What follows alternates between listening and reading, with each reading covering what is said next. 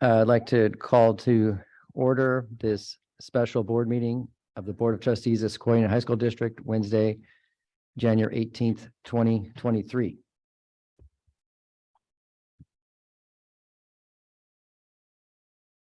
Laura, do roll call.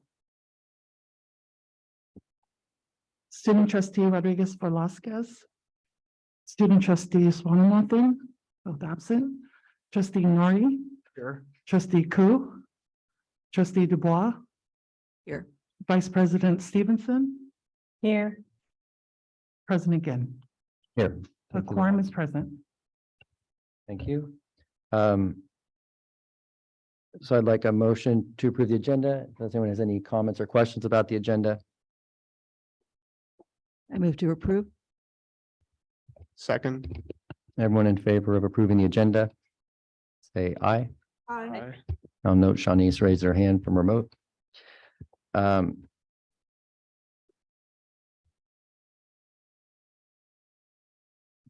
our agenda has one item. It's a discussion of the superintendent search process. And what I'd like to do is hear from our presenter, and then we'll take public comment, if any, after we've heard from our presenter. So I'd like to welcome Eric Andrew from Leadership Associate. Thank you for being here. If you don't mind introducing yourself and taking it from here. Thank you. Yes, my name is Eric Andrew. I'm a senior partner with Leadership Associates search firm. I've been with the search firm for the past 6 years and conducted probably about 30 searches in that period of time. I was fortunate enough also to be a part of the search process with Sequoia, as well as for the superintendency, as well as a few other positions as well. Yeah. So wanted to walk you through some possible scenarios in which we can move forward. Obviously, one of the most important aspects of the search is that we hear from the public. You want to hear from your constituents, you want to hear from your staff, you want to hear from all of those who will have some influence, and that the superintendent position will have influence over. So what we typically do, there's two really major phases of the superintendent search. The first, the community input. That's where we come in, we meet with a group of stakeholders that's identified through the board. We always ask the board to seek voices that aren't necessarily heard in typical school district settings. And then we basically call them in and we ask them 3 questions. First question is, what are the characteristics you'd like to see in your next superintendent? The second question is, what are the strengths of the district? And that's where we want your community to brag. We want them to brag about the district itself. So as we are out in the recruiting process, we know exactly what they're happy and proud of. Then the third is, what are the areas of growth or challenges within that district? Now, we did conduct a community stakeholder survey about almost 2 years ago, 18 months, 2 years ago. So we do have some data which led to the position profile. My recommendation is that we go forward with another community input session as either a listening tour, but also to find out if there's any changes in the perspective and the perception of the community. And that will help not only the board, but it also helps the superintendent know that here is the current temperature of your community, from your staff to your board to your city partners to the classified, certificated, and students, et cetera. And you get a sense of here's what they're looking for. And so at that point, then what we do is take a look at both documents. We look at the first stakeholder input document and compare it with the second document to see where there are similarities and where there are differences. At that point, I would suggest that the board then take a look at both documents and determine what are the characteristics they would like to see in a new superintendent. And keeping in mind that in that process, we do ask the board the same 3 questions. We ask each stakeholder group the same 3 questions, and that does help develop an overall profile. At that point, I believe the board can decide, do you need to do a search? Are the contents of the initial stakeholder input document almost identical to the current one? Are there material differences that we need to address along the way? And then I think you make a decision, based on gathering that information at that point.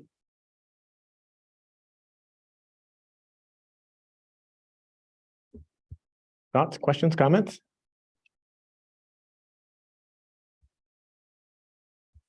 Eric, can you talk a little bit about how you do your community input?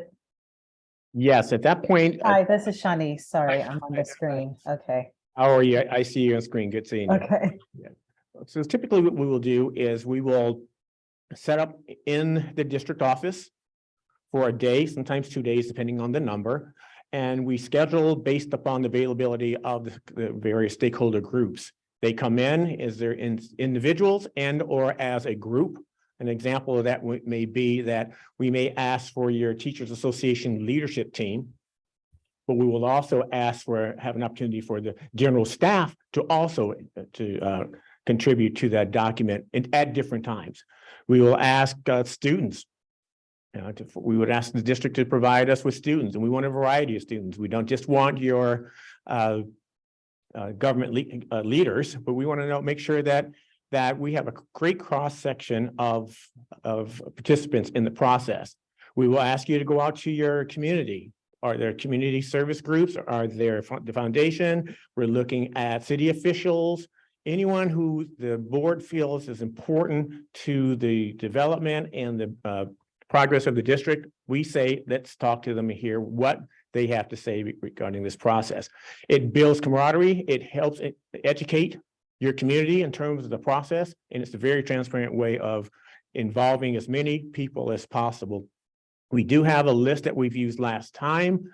I would recommend, if we go that direction, that the board takes a look at that list, decides where we need to add. I would not recommend taking anybody off the list. I think if you need to add, that's another thing, and we can do that. And that really will determine the number of the amount of time that I will be in the district, if it is me, in the district, to be able to meet with the groups. Typically, the sessions are about 30 minutes. And to answer those 3 questions, we start with an introduction, and then I basically just jump in. It really does allow individuals as well as groups to give the characteristics that they want to see in your next superintendent. They enjoy the bragging aspect of it, and they aren't afraid to tell you, here are the challenges that we face in our district from our perspective. And that is valuable information for the board to have. This is Trustee Koo. Is there opportunities for things like email surveys, like for people who aren't able to attend a meeting or to get broader input? Trustee Koo, thank you so much for that. That's the next phase. We do what's called an online survey. So once we've done an in-person survey, we would do an online survey if the board's liking, and that usually goes for about 10 days, publicized in all of the various venues that you use right now, from schools, newspapers, to anything coming from the district office, depending on your association with your local newspaper, it may be there, but we run it and we ask them basically the same 3 questions.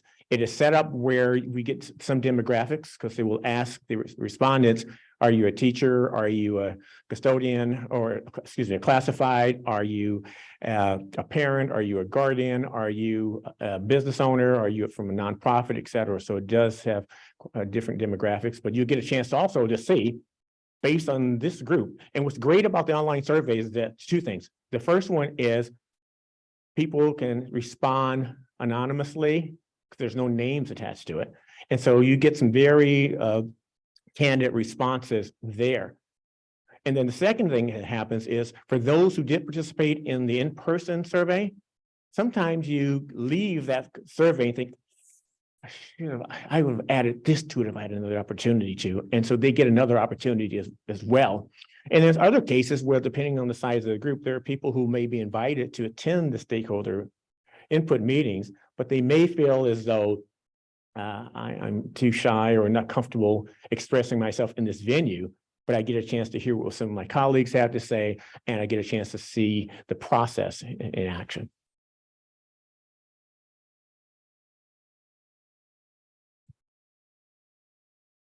Would this be a good time for public comment? Yes. Or- Okay, if anyone in the live audience would like to would like to make a public comment, there are comment cards and you can fill it out and provide them to Laura.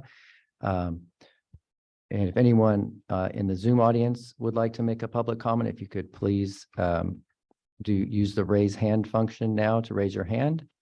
And then based on how many commenters we have.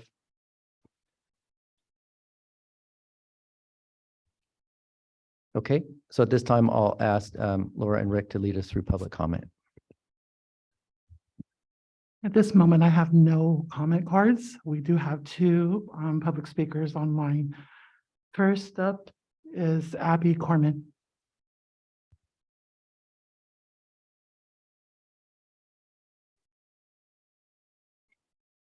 Hi, folks. Good afternoon.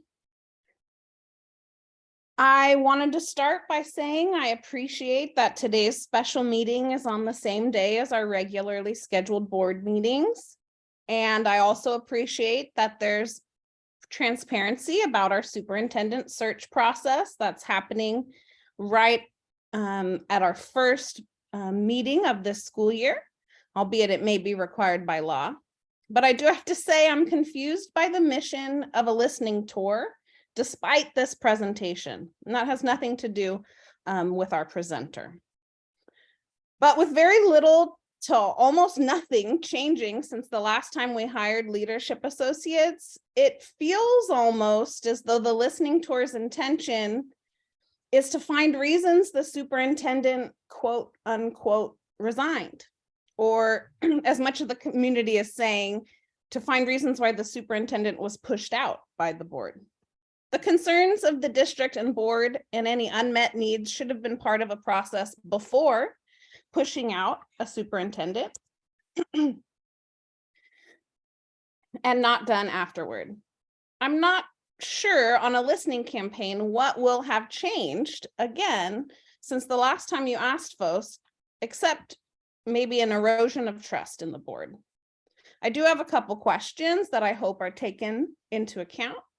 I'm curious, what will be the incentive for folks to come back in again for a superintendent search and give their feedback if they've just done this recently within the past few years? How are we addressing the unique concerns of this specific district, considering maybe not everyone even knows we don't currently have a superintendent? And how will you make sure the community feels like their voice actually matters when the superintendent we last picked was just let go? What I've been hearing from the community at board meeting after board meeting is a push for a leader with cultural competence, knowledge of restorative practices, and an attention and focus on equity to ensure the success of all students that we serve in our district, much like the focus of Dr. Williams.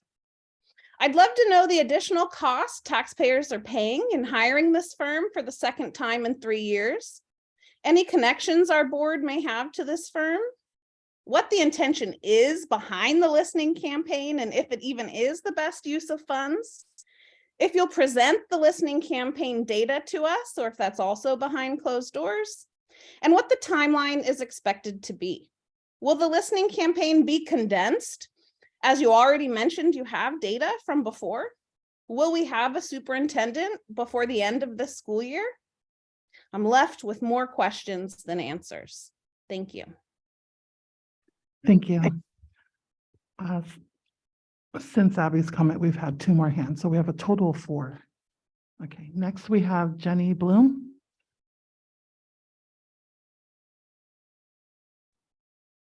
Hi, Jenny Verghese Bloom here, board member of Ravenswood City School District, also community member in East Palo Alto. Many of my comments are still the same as you guys have heard my voice many, many times in the last 2 months. I echo the prior commenter, Ms. Corman's questions and comments. I agree with her on a lot, so some of this will feel repetitive. What is going to be different again from 2 years ago from our community? Our community pushed for transparency, for someone who seeks equity, someone who reflects the diversity of this school district, which I will remind you again, I believe the majority of your school district is 45% Latino. So 45% minority, 45% and more of that, I'm sure, of groups of people who are in the margins. I will ask, for the leadership team that is doing the listening tour. What do you do as a leadership team when the governance team goals does not reflect the goals of the staff or the community? What do you do when the governance team's goals does not reflect the goals of the community or the staff? I have sat here through so many board meetings where the majority of your community and staff who came to public comment about the decisions that your governance team was making was not reflective of the decisions that your governance team made. The needs and desires of my community has not changed. We continue to want to work for equity. We want to make sure that the most vulnerable students and families with the greatest needs are represented, are reflected, and are treated right. Will you as a team actually listen to your whole community? Or will you actually make your own political goals and desires and choose what you want?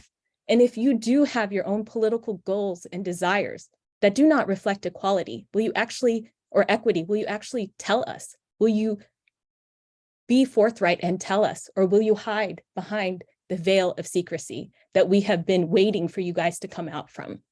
So let us know what your goals are. And I would love to see if they align with what you hear from our community, because that has not changed.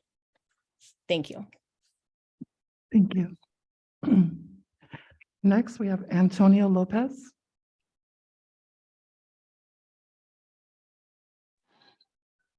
Good afternoon, Sequoia School Board. Forgive the sirens. I'm speaking to you at my office where I work for the senator, so don't tell them I'm here. I try to find some time to speak to you all, but I just want to ground a bit where I'm coming from, particularly with the emotion and passion and the eloquence of my previous two speakers. I'm speaking to you as someone who spent the better part of his 2 weeks filling up sandbags, trying to get donations and support for, this is relevant, I promise, for tenants who have been hit hard by this flood, by this storm. Heartbreaking to see the damage done to vehicles, to garage units. When Jenny talks about the most vulnerable, it's not just abstract, it's real, right? You can feel it in your hands, you can touch it, you can smell it, you can be in community with it. And I'm proud of our community, our resilience, our passion, our ability to work together and to set aside the differences. And so it's in that spirit of doing the work, trying to get support from allies across within and without the city, that I ask, what motive do I, as a stakeholder, as your fellow partner, as your fellow individual who has skin in the game, to come to the table again and say to tenants who have a million other things to worry about, come to speak your mind, talk to Sequoia. They're gonna listen to you. They're gonna make sure they're gonna have someone there who is a champion of not just your community, but all communities. I'm an optimist at heart, y'all. May not sound like it, may not come across like it, but I'm gonna give you the same energy you give me. And I know the same goes for my fellow colleagues across school districts and city councils. We do have a common goal, but we also have to be honest, and we have to broker conversations about what abilities we have to come to the table. And again, I'm taking my privileged time, right, at 4 o'clock when I'm working. I wish many families could, and I'm sure at a different format and setting, families could. But I ask myself, and what incentive do I have to invite people to come to this board the second time around, to have someone of the same caliber as Dr. Williams? I look forward to the conversation. I have faith that you all do the right thing, but it's a two-way street. And I hope that the engagement the outreach, the feedback will be robust, will be democratic, will be equitable. Thank you. Thank you. Next, we have Heather Hopkins. Hi, good afternoon, board. Thank you. This is Heather Hopkins. I'm a district parent with a high school student at Woodside High School and a board member of the Las Lominas Elementary School District, one of your feeder districts. I just wanted to reiterate and stand behind the comments of Ms. Corman, Ms. Varghese Bloom, and Mr. Lopez. I agreed with all of their points and just wanted to weigh in. Thank you. Thank you. That concludes the comments. Okay, thanks for that, Laura. I don't know, Eric, if you feel you'd like to say anything based on what we heard from the public comment about, or if board members want to address any questions based on what we heard from the comments to Eric.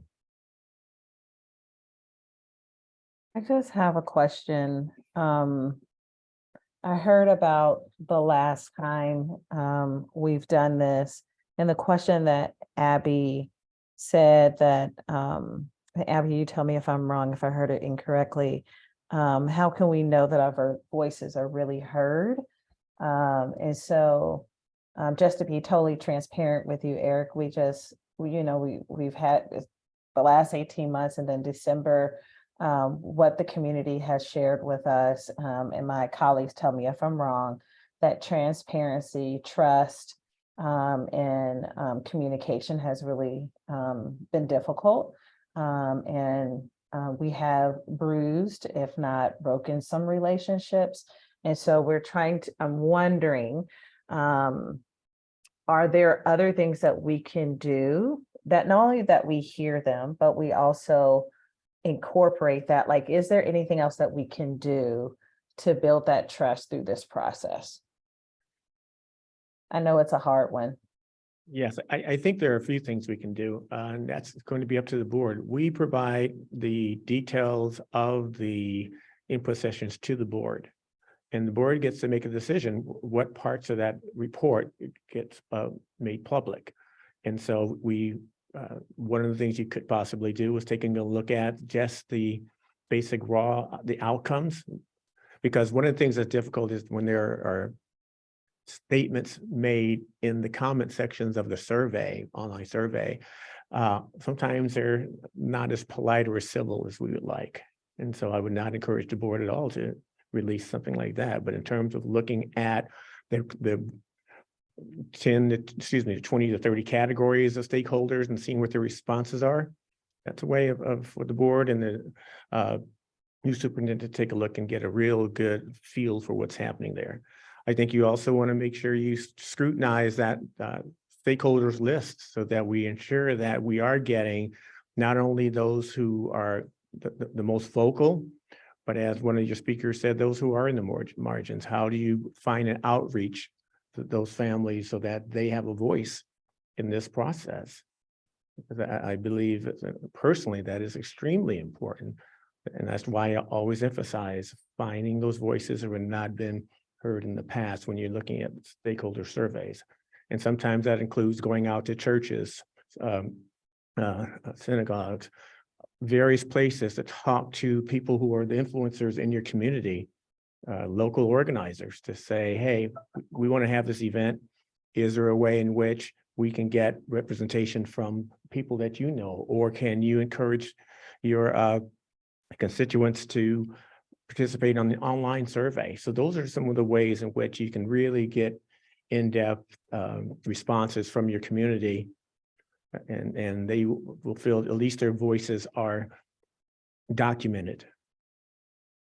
So that's what I would encourage. Okay. Making sure you get out there. Sorry about that.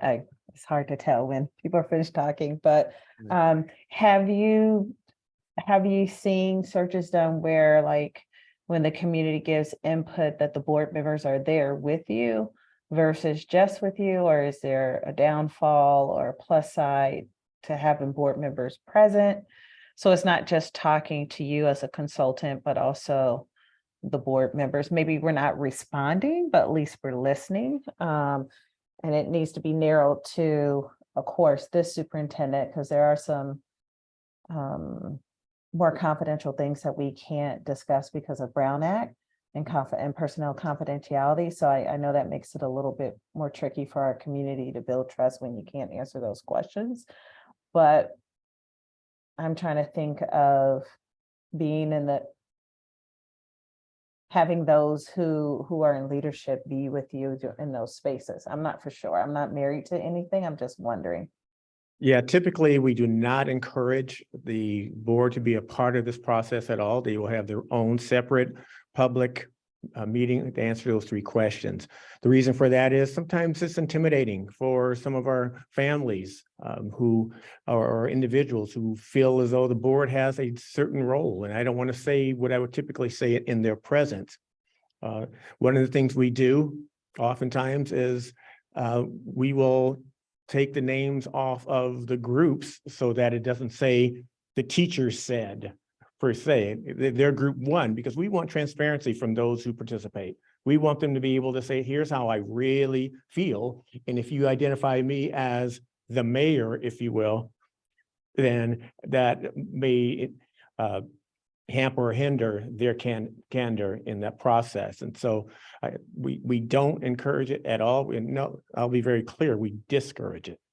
For that reason, we believe it's important that the community has the ability to speak freely, even if it's being critical of the district or even of our process, but that needs to be documented as well. Thank you. Shawneece, do you have any, are you finished, Shawneece? I think, yeah, I think those are, the big question was how can we build trust through this process? How can we be more transparent? And I think the only other thing is just how do we reassure people that we're listening to them, not only just hear them, but we're including them. And it sounds like it's more of an art than it is anything. So it sounds like he's answered my question. Thank you. I would be interested in diving into the timeline and when you expect things to happen.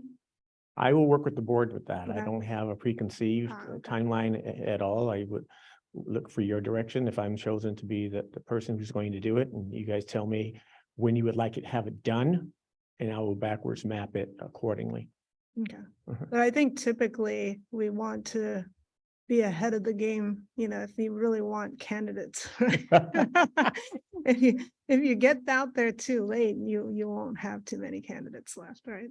Very true. Okay. The actual season is just starting right now, meaning the search season, if you will, because typically superintendents are announce their retirements right about now.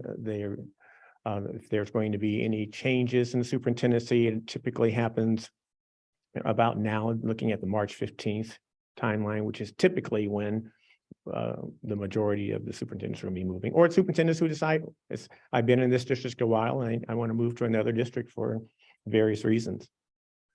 So you're right in the beginning of the season, but you're tipping towards being late.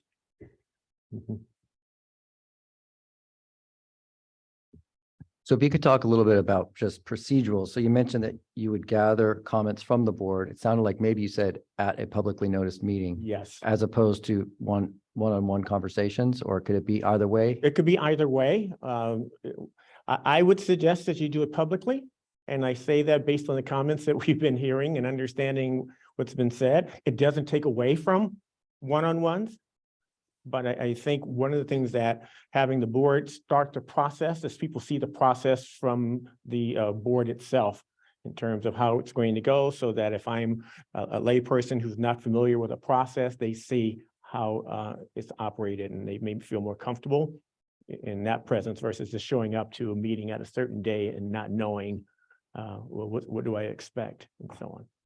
Okay, you also mentioned that you get board feedback on guess what is the scope of the information that you would need from us in this process? At one point, we would need a meeting, another meeting Another before, I guess, starting at the end. At the end, do you deliver to the board everything you received or a summary of what you received, or do you do like a write-up, or like what's the end, like what is the, at the end of the process, what happens? Is it presentation in closed session? Like what is it that happens? So great, two things happen. One, yes, we give you the information. We will first send you an executive summary that basically says, here are the trending areas that the community says they'd like to see in the next superintendent. We would then take a look at that. The board sometimes wants raw data. We've done it both where I've given you both the executive summary and the raw data of the responses from the individuals along the way. Once that's done, we typically combine the stakeholder inputs time with the online survey, so that a person who's a stakeholder on a stakeholder input meeting can go home and think, oh, I forgot to say this, and they can go home that evening and put in other comments. So we're going to give you an executive summary that talks about, here's what the stakeholders who met in person said, here's what the online survey said, and you get that executive summary. Here's the raw data so for you guys to take a look at. Overall, we've done it several ways. Sometimes the board has asked us to come back and present that executive summary with the data itself. Sometimes they basically have just taken it and we move forward with the search process at that point. This is unusual because typically what we would do if we're talking about doing a full search, there's a totally different process. We're looking at a truncated process in order to move you through more quickly. And so I think it's important for us to take a look at the data, getting a sense to see if it's similar. If it's similar, then some of the other steps that we would take would be eliminated. Steps such as, if we're going to have a full application process that's going to be publicized in various publications, et cetera, you guys get to decide if we're going to do that. But for me, what I would need from you is I need two timelines. One, a timeline in terms of if you're going to have a listening tour, you're going to take that information, and then when you want me to come back and present that information. And then with that, I'll backwards map in terms of when we would have the stakeholder meetings and the online survey. And then the last aspect of it would be a finish line for identifying the superintendent candidate or candidates.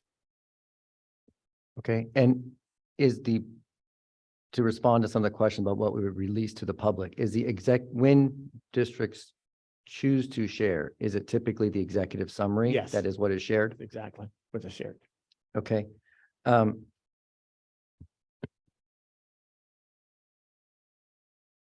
So our next regularly scheduled meeting is in 4 weeks. Okay, Is that too short? Plenty of time?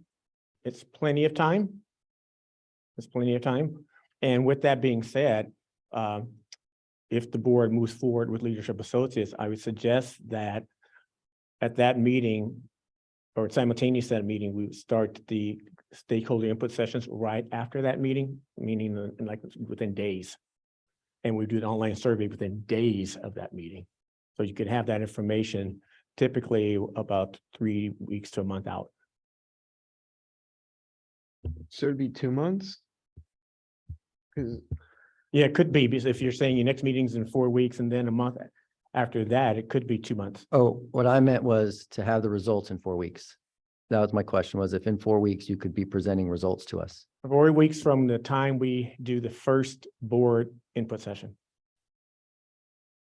Oh, so if you want it sooner, we'd have to do like an interim meeting of some kind, right? Correct, Okay, correct, to just do the board interim. right.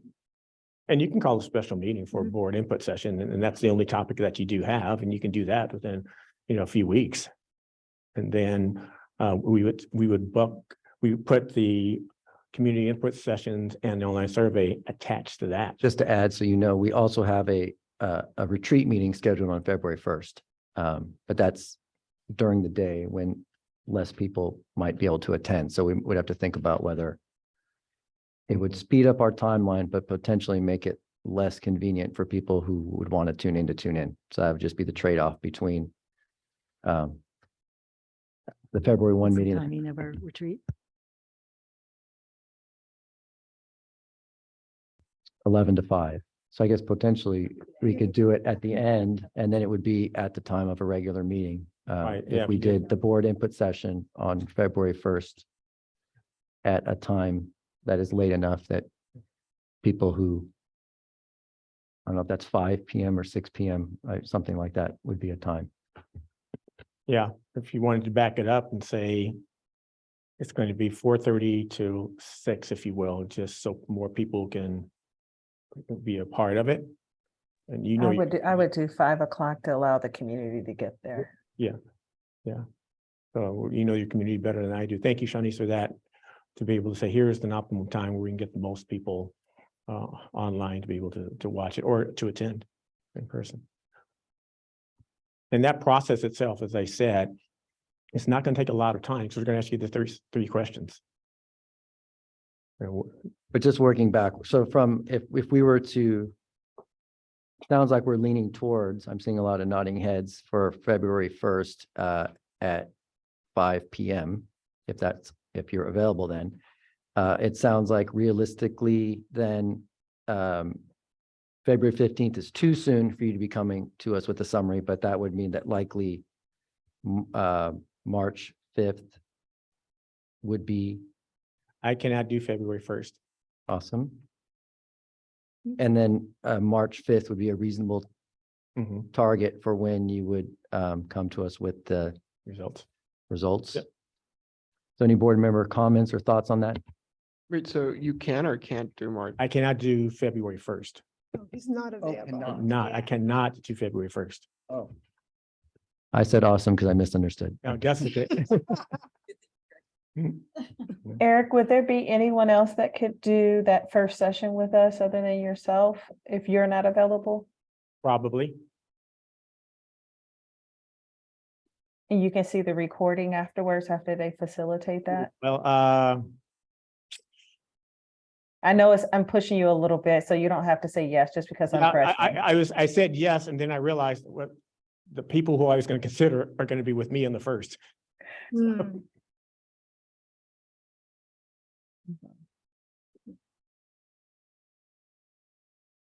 Could we do it? Could we do a special meeting that week some other day?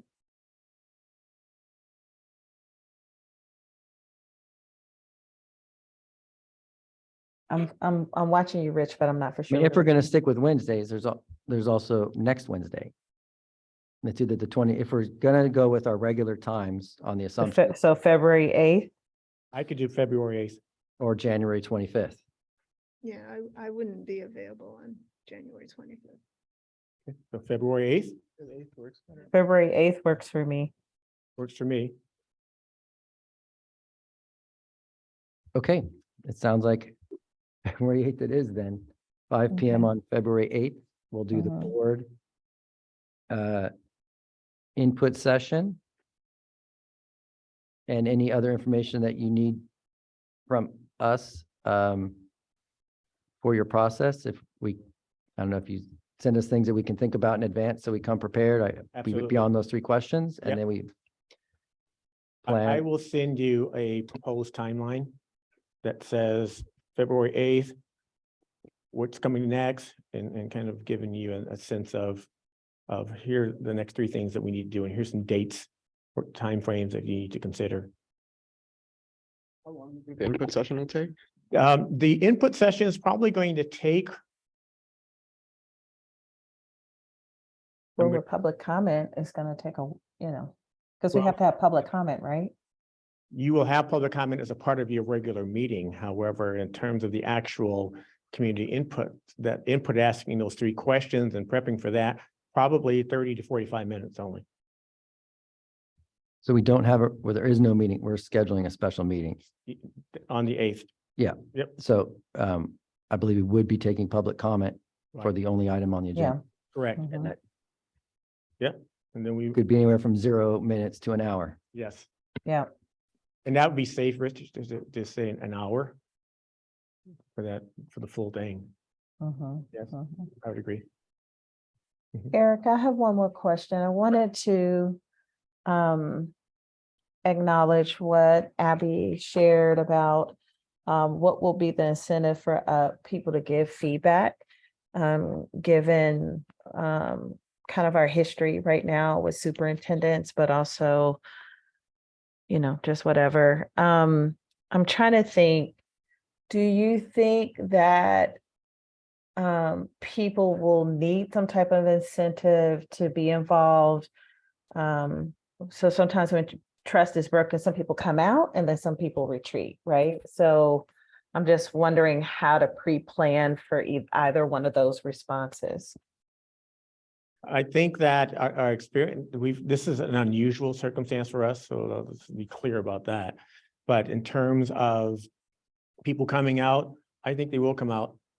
I'm very confident that people will come out because they have things to say, and this is going to be their opportunity to say it. Okay. Good, Okay. bad, or indifferent. Okay. And then as far as attracting candidates, you know, I've been at places that haven't had the best of reputations, but that was the point of like recruiting new people to kind of like turn their story around and all of that. So I'm trying to also think from that perspective of how do we make sure that we share our lessons learned from the last 6 years, as well as not scare anybody off, but we actually attract high quality people and high quality experiences to meet the diverse needs. And when I say diverse, I don't even think about race. I actually think about geographically that we're very diverse in so many ways. And so just in trying to create, you know, one community that cares about each other versus dissection of voices. So I'm just wondering how do we do that in this? And I know it's an interviewing process, but I think it starts there to say, you know, we're one community. I believe that based on what I've heard is that trust takes time to rebuild. And the more you can tell the story that you just told, Shawneece, about lessons learned, the more you can talk about that, the more you can let people know that their voices are heard. And being heard doesn't mean that the board necessarily is going to follow everything that they hear. It just means that it was taken into consideration when a decision was made. And so once trust is broken, it's difficult, but it's also one step at a time. So anything you can do, which is why the listening session, I think, is a good idea. I love your idea about lessons learned and being able to put that out there. Those are some of the things that I suggest.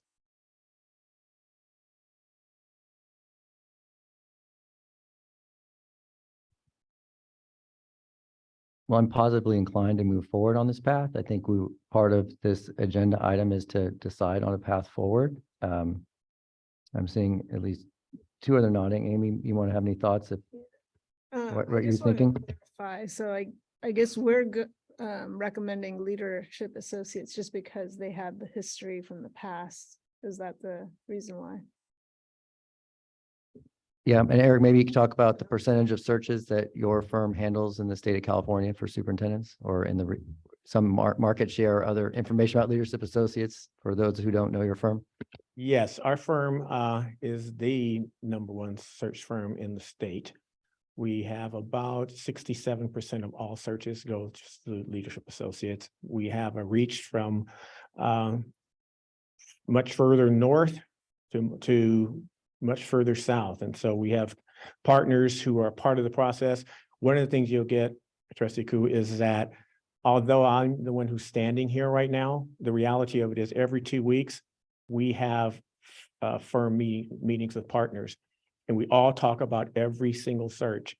And we talk about, do we know candidates who may be great for this particular search, and so on. And so there's a lot of interaction. So although I stand in front of you, you really are getting 15 other consultants who are part of the process. regardless of the type of search that we do. We do have a stellar reputation in terms of getting good and qualified candidates. Yeah, sometimes we miss.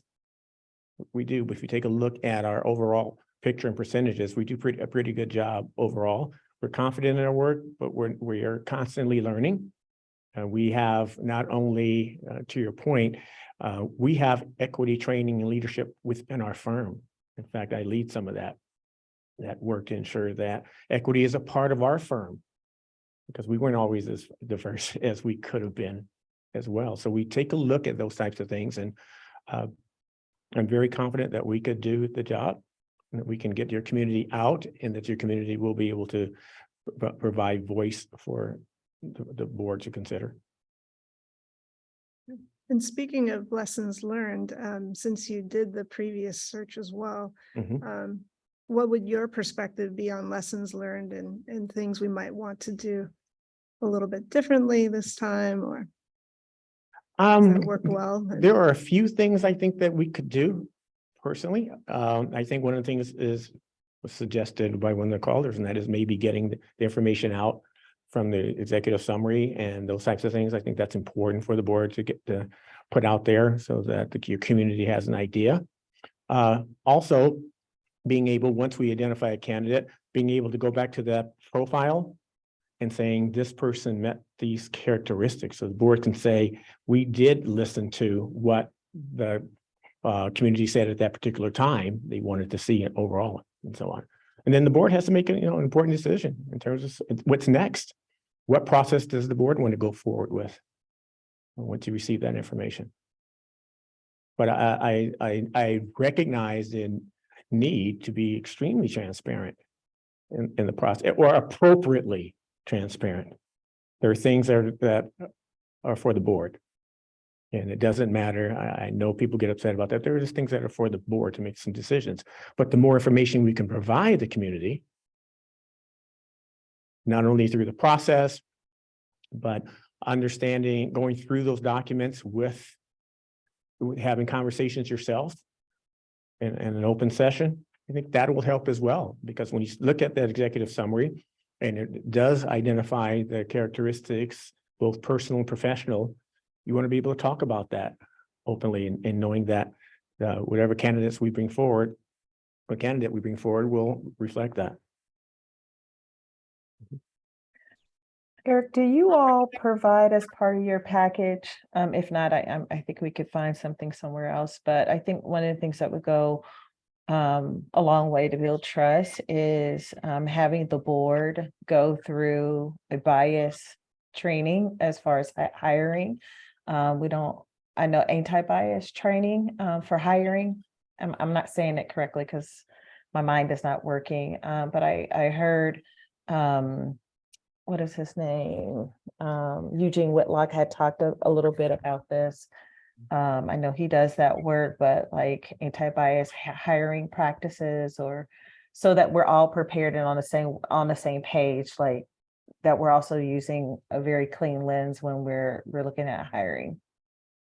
That's something that we do and that we provide, but we do have resources for that. Okay.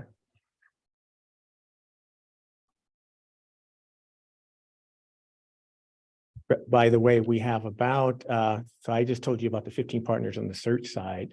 We have about 50 partners on the educational leadership development side, and those are the folks who would do anti-racist and anti-bias trainings. Okay. So Shawneece and Amy, I'm interested in both of your thoughts. So I saw Sathvik and Amy positively inclined, or sorry, Carrie and Sathvik positively inclined, and Amy and Shawneece, I'm not sure where you are on the thought of moving forward with this proposed path. I think I'm ready to move forward. I think where I think the lesson learned for us is not necessarily the firm, but more so us being prepared, having anti-bias training, making sure that we are doing what we can so that our community, we're not doing it as like, a good faith, but really that we're deeply learning so that we see things from a non-biased perspective, given I think some of us have been through a few superintendents, a couple of us have been through one. We have 2 new people, so we have different experiences with our district right now. I do think anti-bias would be great, not just for race, but like our experiences, so that doesn't interfere or blind us as we're going into this process. Yeah, I'm comfortable moving forward as well. I really like the idea of that anti-bias training, because there are, specific things that we could do to build into the process to make sure that we have fewer blind spots, right? And that we're really objectively looking at the profile and the person's skills and abilities and what they can offer. But unless we kind of come together on that, sometimes it's hard. So we're doing a training at a retreat, right? That's more so for us. This is about hiring. And I think that's different. Amy, I can't see your face, so I can't read your cues, but are you oh, there you are. So beautiful. Hi. So just wondering, are you thinking this? I don't, we're still learning each other. So I don't know if you're thinking very similar to me or different. Yeah. I mean, there's specific training that's focused on hiring practices, right?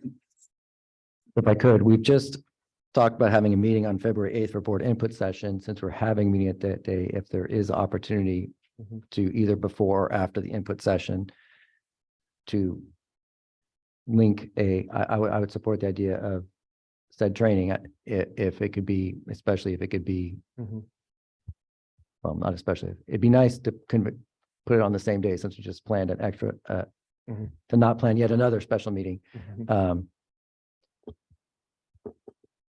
I know you don't know your whole team's schedule as you stand there, so we'd have to talk with you about that. Correct, correct. So I guess what I think I'm hearing, and I'll summarize what I think is guidance from the board, and then kind of ask each person to say if that correctly matches what they are interested in, that we will engage as leadership associates to perform the listening tour as described, with the target of having results for the March 5 meeting, making sure I'm looking at the right calendar here. March 8, for the March 8 regular meeting would be when we would get the results. And that at February 8, 5 p.m. would be the board input session. And you'll get us the information in advance for that. Just 1 second, and then I'll get to your comment. And then that we would target to have the anti-bias training and board input session both on February 8th, if we can find someone who can do it that day. That's what I think I heard. I'm going to take a public comment from Edith, and then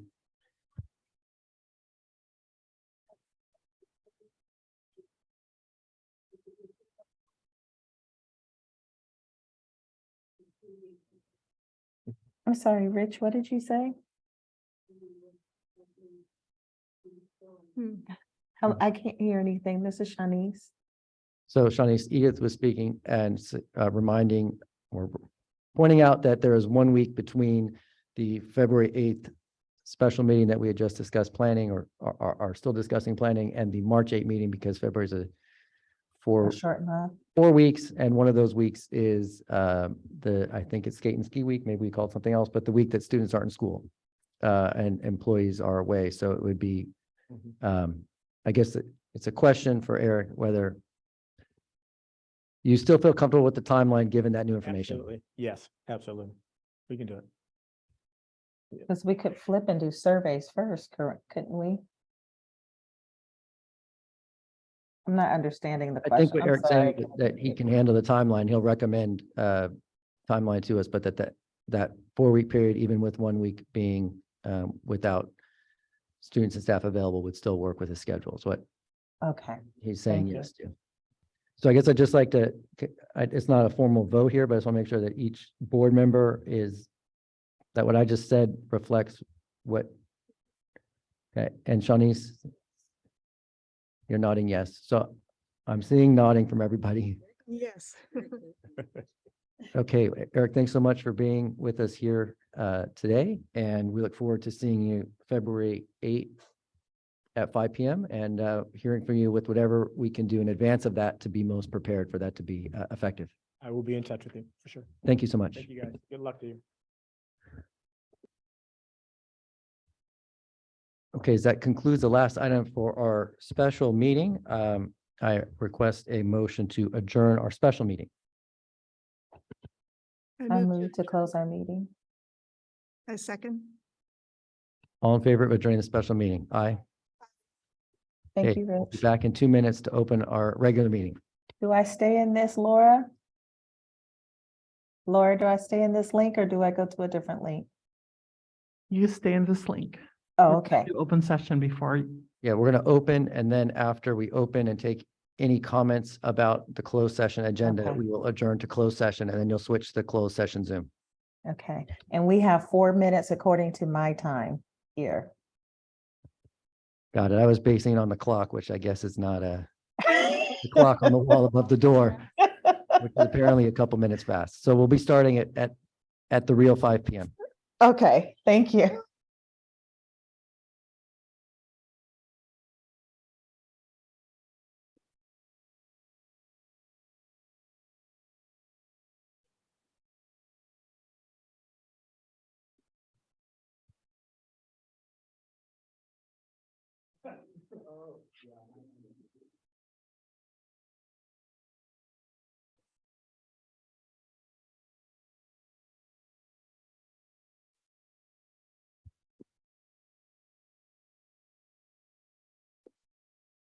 Good evening. This is the regular board meeting of the Sequoia Union High School District Board of Trustees, Wednesday, January 18th, 2023. I'm going to call the meeting to order. We have a note to pull item 2.3 from the closed session agenda. So if anyone was planning to speak about item 2.3 on the closed session agenda, it's no longer on our agenda. 2.3. 2.3, Public Employee Discipline Dismissal Release Complaint Government Code 54957. The attachment said legal letter Molieri sent to Ginn 12/22/22. That item has been pulled. So I will just ask if there's any public comment about our closed session agenda items. I've received no comment cards. and I- Okay, so the board is going to recess to close session and intend to return for a 6 p.m. open session. Thank you. Thank you. Okay. Board has returned from closed session. We are now at item 4, roll call.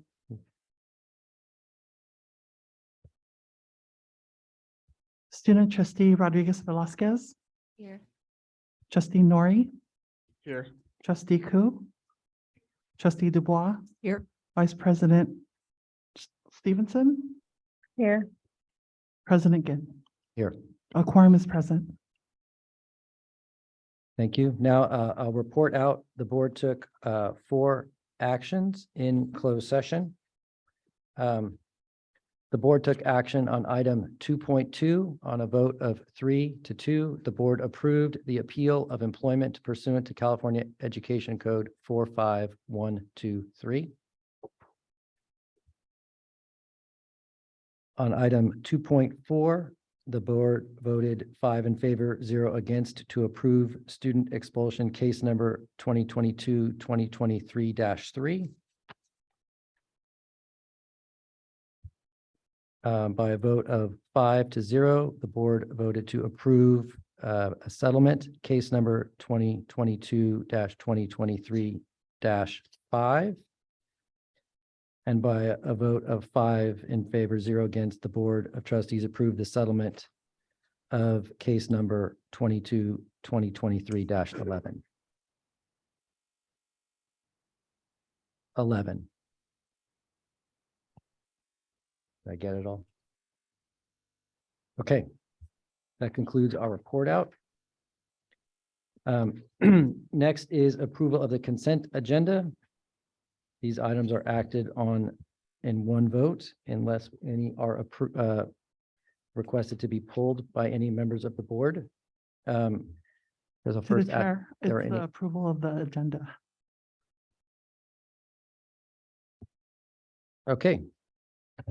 Sorry, need to approve the agenda. Thank you, Laura. Any discussion about the agenda? Motion to approve the agenda. I'll move to approve. I'll second. All in favor? Aye. Okay. Now for the consent agenda, these are acted on as one motion unless any items are pulled. Do we have anybody wanting to comment on the consent agenda?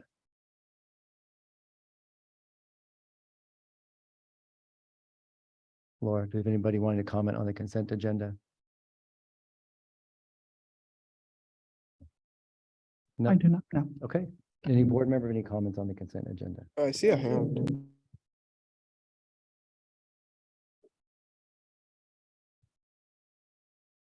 Abby, is your comment on the board agenda? The consent agenda? Yes, thank you, trustee Nori. I'd like to pull 7.4, approval of revised job description for bilingual site parent liaison, if possible.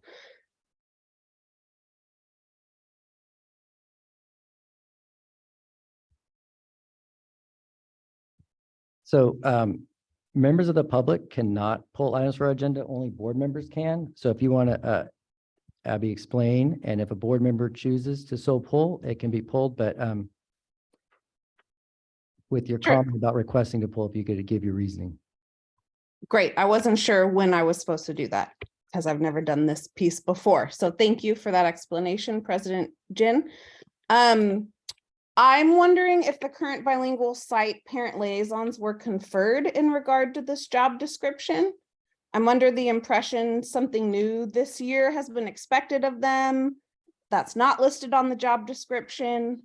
I'm also wondering about the pay that's not listed on this job description. It's not clear if every site has them. I guess I'm just wondering if we're going to take the time to revise the job description. It only makes sense to me that it thoughtfully incorporates the actual work they're doing, the amount of it, and the feedback of those actually doing it.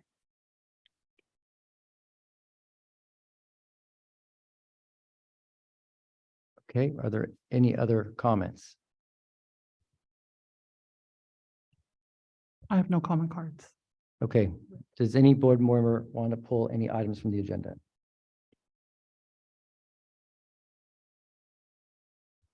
Okay, do I have a motion to approve the consent agenda? I'll move.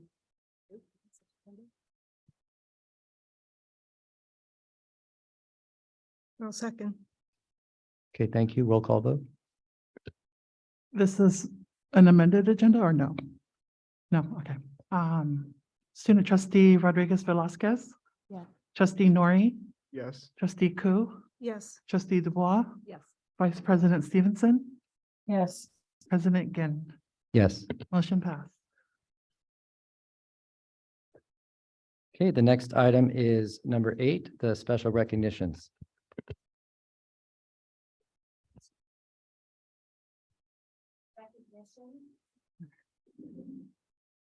Crystal, we can't hear you speak.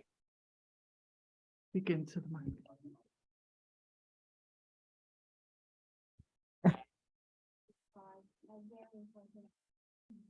We can't hear you, Crystal.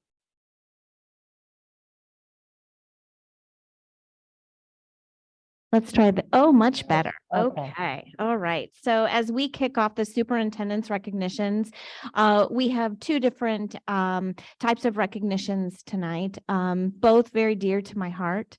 The first one has 3 people listed. However, there are many more that make up this fabulous team. This first individual, to know him is to love him. That is our director of maintenance, Walter Hobb. If you have worked with him, you understand his absolute dedication to all of the school sites and the safety that we have throughout this district. And why I want to recognize this team, especially tonight, is due to the recent storms. So when we closed down over the holiday break and rain is coming, I'm stuck in Tahoe. You know, Walter is driving around with water over his tires, looking at sites and ensuring that we are keeping our sites in an operable space, that we will be able to return as soon as the holiday break was over. Alongside him was Brian Oliver, our plant manager at MA, and Sergio Gonzalez, who searched for pumps on New Year's Eve to make sure that we got all of the water out of the MA pack. So this teamwork lasted well over these 2 weeks and kind of just expanded with the greater facilities teams as our students returned. So Walter, Brian, Sergio, thank you very much. Your dedication to our sites and to our students and our staff is very much appreciated. Do you have a few words, Walter? Please come to the podium. Thank you.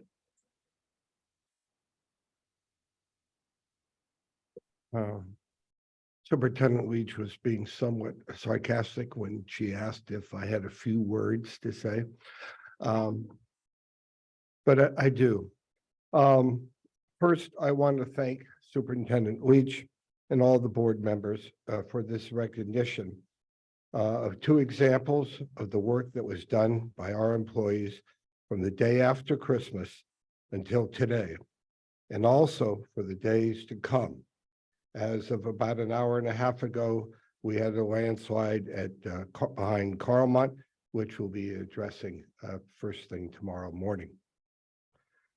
Tonight, you recognize 2 individuals, Brian Oliver, plant manager, as well as Sergio Gonzalez, lead custodians from MA, as well, of course, as myself. What is important to remember, these are only 2 representatives of our maintenance and custodial team of over 100 people that are and have been serving the district, its staff, its students, and community since the start of the pandemic, and now through 23 days and nights, I should add, of the atmospheric rivers, trees falling, creeks backing up and overflowing. And still, as the superintendent stated, on January 10th, when students and staff returned to the campuses, we were ready for them. Those of you who have worked with me on a daily basis know that I have many sayings that I use, and I repeat them often. Some of my staff has a tendency to start to say the sayings before I even have a chance to get them out of my mouth. One of my favorites is, you are only as good as the people you work with. Don't let them forget it. But most importantly, don't forget it yourselves. I believe this saying is good for all of us in leadership roles, including the superintendent and the board of trustees. So on behalf of the maintenance and operations department, yes, I'm accepting this recognition, but on their behalf, or I wouldn't be here to accept it. So thank you.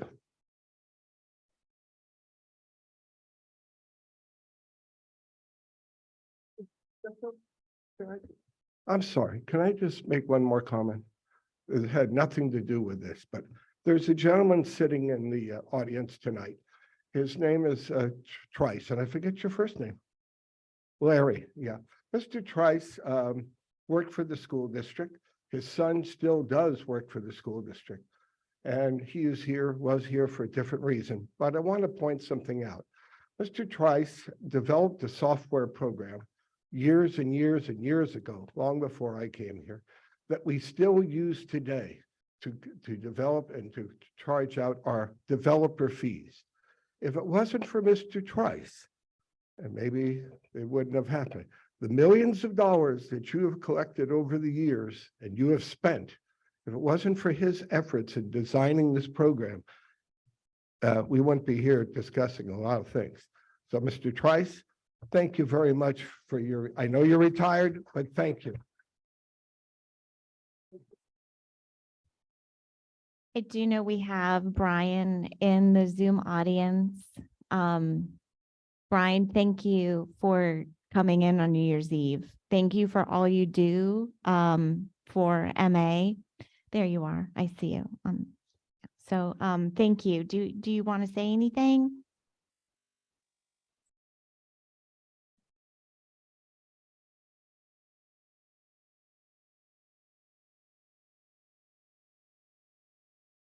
Sergio, are you also here in the Zoom room?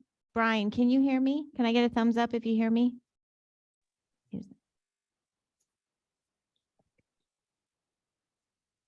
Okay, there's Sergio. Look at Sergio. Yeah, I'm right here. Sergio still looks like he's at work. All right. Yes. Okay, Yes, I there am. you two are. Thank you both. Do you have anything to say? Hello, I'm sorry. I'm having technical difficulties with my phone here. I want to thank everyone. I want to thank Crystal, Walter, and all the principals. MA is a second home for me. And so when I got the call to remove some water, I called Sergio, and Sergio was ready to go, and we got it done. Thank you all. Thank you both. Yeah. Okay. Moving on to our second group of people to be recognized is from East Palo Alto Academy. We have Principal Guillaume here to recognize her ELAC parents.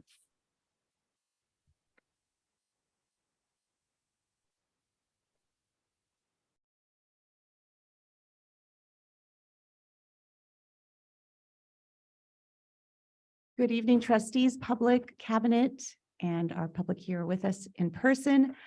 I often refer to parents and guardians as the most important members of the triangulation that is required to help a student reach their goals. Siempre estoy diciendo que ustedes como padres somos parte del triángulo. Estamos juntos trabajando para el éxito y las metas para sus estudiantes. We can't do our work without engaging the parents and guardians. No podemos hacer nuestro trabajo sin ustedes. And especially in a school where we have so many families who are working multiple jobs, it's extra special when you make time for us. Especialmente cuando estamos trabajando con familias que tienen demasiados trabajos, 3 trabajos, que usted está tomando tiempo para nosotros. And there isn't enough for us to say thank you. No es suficiente para decir gracias. Yo entiendo. I understand how difficult it is to make that time. Yo entiendo cómo es difícil para tomar este tiempo. Pero sin ustedes, but without you, our work isn't as powerful. Sin ustedes, nuestro trabajo no es poderoso como puede ser. We don't have all of them here because some of them are working. No tenemos todos aquí porque algunos están trabajando de verdad, ¿verdad? But thank you for those who are here. And some of you are MVPs, especially Elmer and Maya Alvarado. Algunos de ustedes son los mejores de mejores porque antes, during the pandemic, you came to 2 meetings in the morning and the evening, because I always do a morning and evening. Ellos estaban viniendo 2 veces por día. Siempre hay uno en la mañana y uno en la tarde, because Myra didn't want to miss anything, porque ella quería saber qué estaba pasando diferente en la otra reunión. So thank you for always being there. Please understand your questions, your contributions, the love you show for your students that gets transferred to other students inspires us. Es muy importante que ustedes entiendan que el amor, el trabajo, el orgullo, todo que está dando a sus hijos y el tiempo que está dando a nosotros es una inspiración. You make us better. Con ustedes estamos mejorando. And we are so grateful. So this is just a little certificate to express how much gratitude we have for you. Este es algo muy pequeño para mostrar agradecimiento que queremos dar a ustedes. I also want to give a special shout out to our new bilingual parent liaison, Ms. Viridiana Luna Sanchez, who came to us from neighboring primary school. Wait, I want to give you a reason to clap. Viridiana interviewed parents who couldn't make it to a parent meeting, and she found out that they would prefer 8 a.m. on a Saturday. So I woke up at 6 to be there at 8 a.m. on a Saturday. And do you know every single parent came? We had over almost 30 parents show up because the 5:30 time didn't work. And they all came. That's one example of 20 I could give you. También quiero dar gracias a Viridiana porque ella siempre está buscando cómo podemos mejorar. Y había una reunión en la noche y todos no podían venir. Y ella está llamando a todos para saber cuándo podemos hacer esto para ustedes. O si a las 8 de la mañana el sábado está mejor. Ok, yo voy a levantarme a las 6 para estar con ustedes. Y sabes que todos vinieron, todos, a las 8 de la mañana un sábado. So thank you for pushing us also to be better. We really appreciate you because you do make us better. Gracias a ella estamos mejorando también. So without further ado, please take a moment to show much love to the parents that are here and the parents who couldn't be here. We want to thank all of you. Queremos dar gracias a todos ustedes que están aquí, sí, y los que no pueden venir. Our MVP for bringing Santa to reality and bringing Santa to school and all his glory, Ms. Catherine Askew. For coming here, even though she was so nervous because she said she didn't want to be embarrassed. Ms. Belén Vera, para estar aquí con nosotros también cuando usted tenía un poco miedo de venir, usted está aquí. Gracias, Belén Vera. He's going to give you a picture. I'm going to take a photo with our famous folks up here. And we also want to thank the following parents for raising 2 awesome young men and happen to be helping us too. También queremos dar gracias a esos padres que está creciendo 2 hombres excelentes. Son Elvira Vargas y Gorgonio Cárdenas. And then, of course, IPs for being the most well-informed parents out there, Elmer and Maya Alvarado.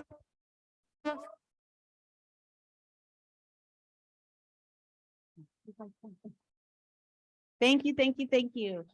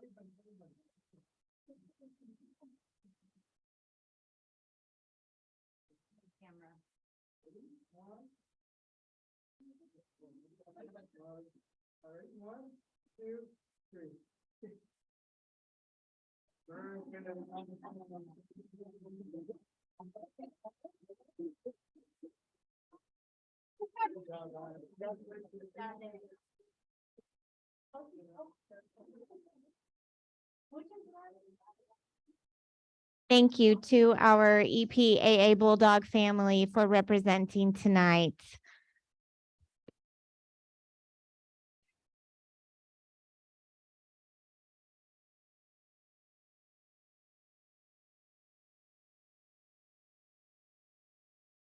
Thank you so much for those recognitions. For those of you who've been recognized, you're welcome to stay and see the rest of our meeting. You're also free to go should that work better for you this evening.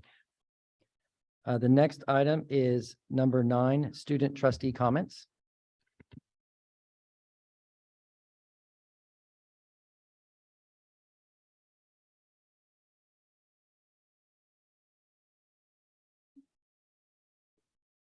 Gosh, they never stay for me. I'm so sad.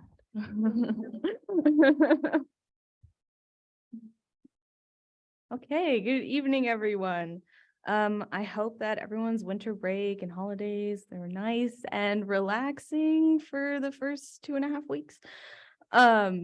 We're so excited, Avantika and I. She couldn't be here today. She's prepping for her audition season. So good luck to her, crossing her fingers, but she's got it. We're excited to be back at school, and we had our SAC meeting yesterday evening. We started discussing like experiences coming back to school and any issues with flooding, and interim superintendent Crystal Leach was there with us. I can imagine that a great number of people in our district and of course our campuses were affected by the recent flooding, and we hope that everyone is recovering and is safe and healthy. We briefly discussed the recent movement within the board, and one of our members expressed confusion about the superintendent position. I unfortunately did not have many words to share with her, and it left me wondering what exactly we should be telling our students. A priority of ours was to figure out what was most important and helpful for students to know during active lockdown. The use of cell phones was of interest since our experiences in lockdowns have been either with or completely without communication. We contemplated using things like the program Remind, which is like a text message sign up sort of program, to send messages to students or faculty with developing news on the situation, or including reminders to stay calm and manage the panic. Some members wondered about those without their phones, say in PE classes or in sports games, and how they can be informed on the situation at hand. Showing deliberate care in these situations, in the real life confusing situations, is vital for cultivating student and adult trust and humanizing one another. Later on, we did some brainstorming about what a student-to-student ultimate high school advice looks like. It's a list of about 10 things that we were coming up with, and some members mentioned joining clubs and student government and putting yourself out there, talk to students and adults around you. Another one mentioned was to learn kind of how to have fun, find the balance, enjoy the 4 brief years we have. And I want to remind everyone that second semester can also be tough, and we see a lot of students' energy kind of start to dwindle. But we're here to encourage them to finish strong rather than shaming anyone for their exhaustion.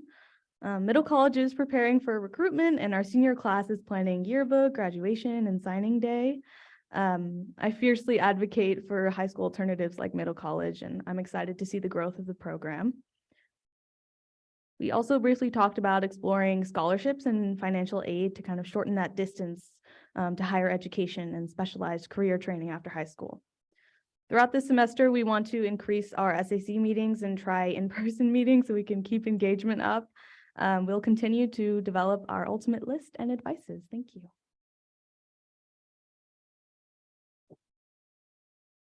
Thanks for your comments. Next would be comments from the Sequoia District Teachers Association.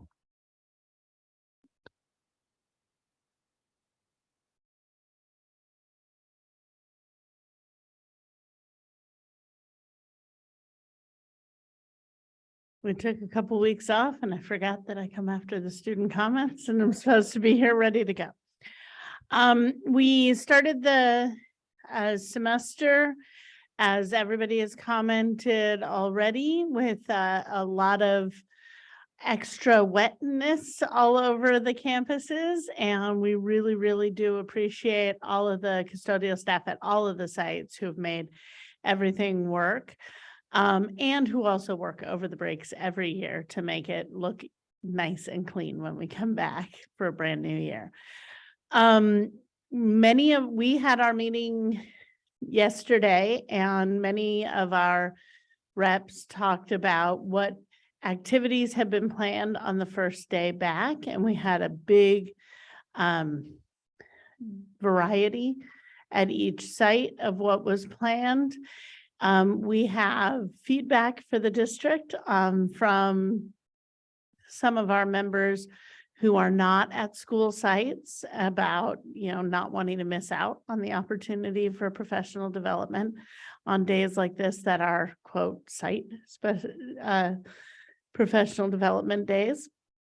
And also gratitude from the sites where administration was able to pack a lot in the morning so that folks had time in their classrooms to really be ready and prepared for students to come on Tuesday. My winter break, when I wasn't sheltering from storms, was spent in a lot of email communication about the changeover from our old benefit system to our new benefit system, which unfortunately has not been without its bumps. I want to appreciate the staff in the business office, the HR and benefits offices who've been meeting with folks and who have been making sure we've got plans underway. But I also want to recognize that we haven't been as clear in our communication to our active employees or our retirees as I think that any of us would have wanted to be. And that I will not be around in this district should we ever have to do this again, hopefully, but I will be a retiree at that point. So we're going to learn from this and do better if it ever happens in the future. But I do want, if there's anybody out there in the audience in Zoom land who has been affected, I definitely want to make sure everyone's questions are getting answered and that we make sure everyone has the benefits that they need, but more importantly, that they deserve. Thank you. Thank you, Edith. Next, we have comments from the American Federation of State, County, and Municipal Employees. Hello, everybody. I wanted to do just a brief introduction because there's some new faces on the board that may not know me. My name is Chris Poister. I'm a carpenter here for the district. I became an AFSCME member about 8 years ago, and about 7.5 years ago, I got roped into doing stewardship and negotiating. And in the last 2 years, I've been the vice president for the chapter. So with those introductions, I wanted to get to some updates for you. We've been working on our contract language committee, which I'm not sure if you guys know, but AFSCME hasn't had a very clear contract for about 25 to 30 years. It has been piecemeal together, not very readable. So we've been changing a lot, going through word for word, the entire contract, reformatting, renumbering, bringing it up to date, and it's going fantastic. We're on the home stretch, and we're just about finished with that. The amount of work that we've put into it will be paid out in spades once we get into negotiating in this next year, and we foresee it going fantastic with the team that we have in place. We are going to be wrapping up our reclassification committee. That was another committee that was formed to try to figure out how to get items that are made for reclassification, employees that feel like they're doing jobs that should be reclassified as something else. We've worked on the procedures and how to move forward with that. And that committee has been doing well and should be wrapping up soon as well. Edith spoke well on the Health and Benefits Committee, but I also wanted to put our 2 cents in, mainly as someone who's been on the Health and Benefits Committee for the last 5 years. It's been a long road to this point, and we don't want to fall flat before the finish line because we're almost there. The bumpy road has caused us to lose some trust in some of the employees. And that's not a commodity that we want to lose. We want to try to garner that because to regain trust is a lot harder than it is to lose it. So we're thankful that we're figuring out where the cracks need to be filled so that the ship doesn't sink. And so we're happy for it. We're excited for it, but there's still a lot of work to be done. Lastly, I want to give some shout outs to Todd. He has been fantastic. And he started the creation of the contract language committee, handed it off to Freedom, who has also been fantastic. And without the direction that we get with the HR department, then the stuff that we're doing as a union would not go so well. The union, AFSCME union has not always been hasn't always been very good. And the HR departments that we've had in the past have not always seen eye to eye with us. But right now, AFSCME feels heard.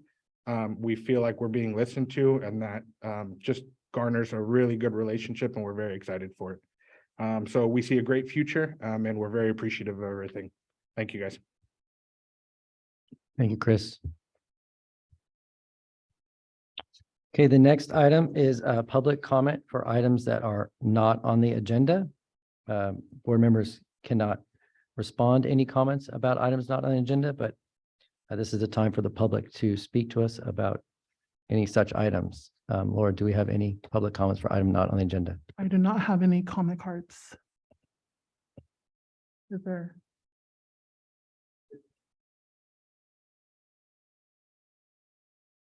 Okay. Maybe we should. Are you ask wishing to if make a comment about item not on the agenda? Or either of you wanting to make a public comment? Okay, so yeah, well, we can, no problem. So we can, so if anyone would like to make a public comment on an item not on the agenda, the comment cards are on that table there, and you can go up literally right now and just put your name on the card or a name that you choose, and we welcome your comment. If anyone on Zoom would like to make a public comment, you would raise your hand, your Zoom hand now.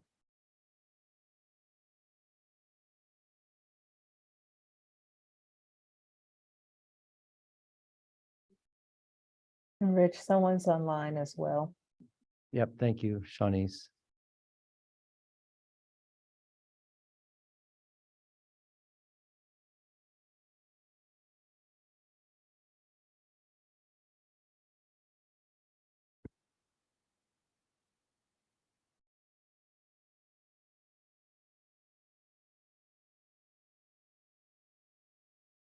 So again, if anyone on Zoom wishes to make a comment about it, I'm not on the agenda, please raise your hand now by clicking the raise hand on the Zoom.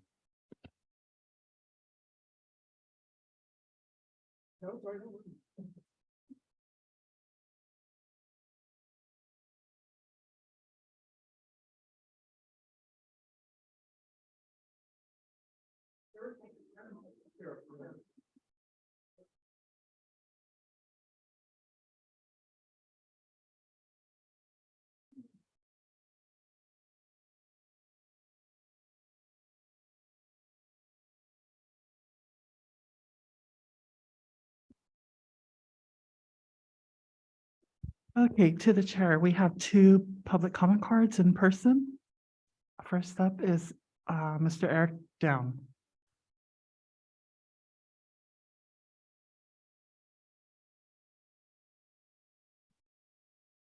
All right. So my name is Eric Down. I'm going to give you a quick backgrounder on me. I'm going to highlight how poorly you are doing educating our TK through 12 children, and then I'm going to offer my support. So I went to Hillview School, went to MA and UCLA.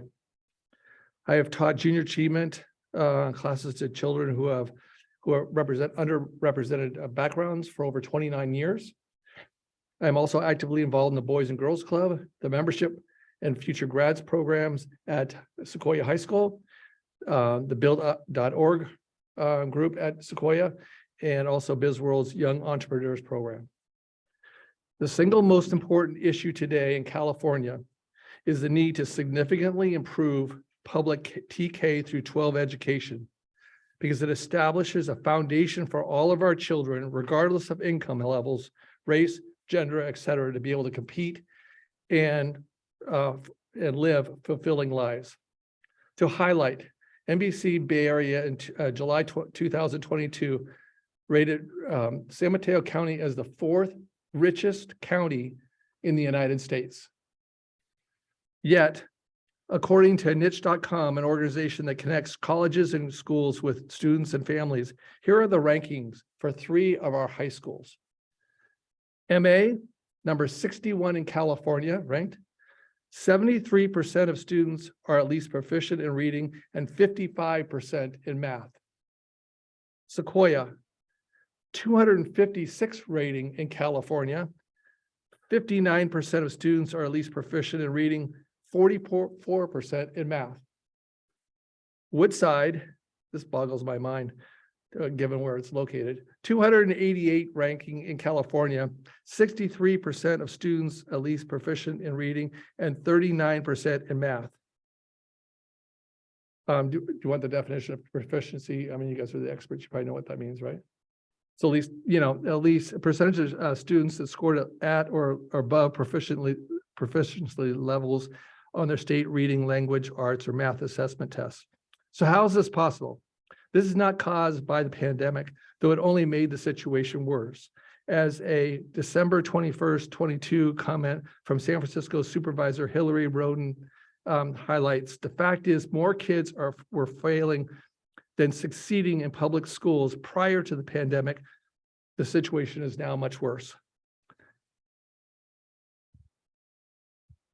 To further highlight from a January 10th, 23 article by Hoover Institute, California schools are failing at an alarming rate, with only 1 out of 4 students testing a grade level proficiency in math, language, arts, or science. Why do you think so many wealthy people in San Mateo County send their children to private grade schools, high schools? I mean, they take all their money with them, right? And they invest millions of dollars in those schools, but they don't, want to do that for MA, Woodside, Sequoia. Why aren't we giving children who attend our public schools, including those children from underrepresented households, the Mr. same Down, quality Mr. education? Down, I'm sorry, I have to interrupt you. There's a 3-minute time allotted time for your comment. You're out, you're done. I mean, I'm sorry, the time is up.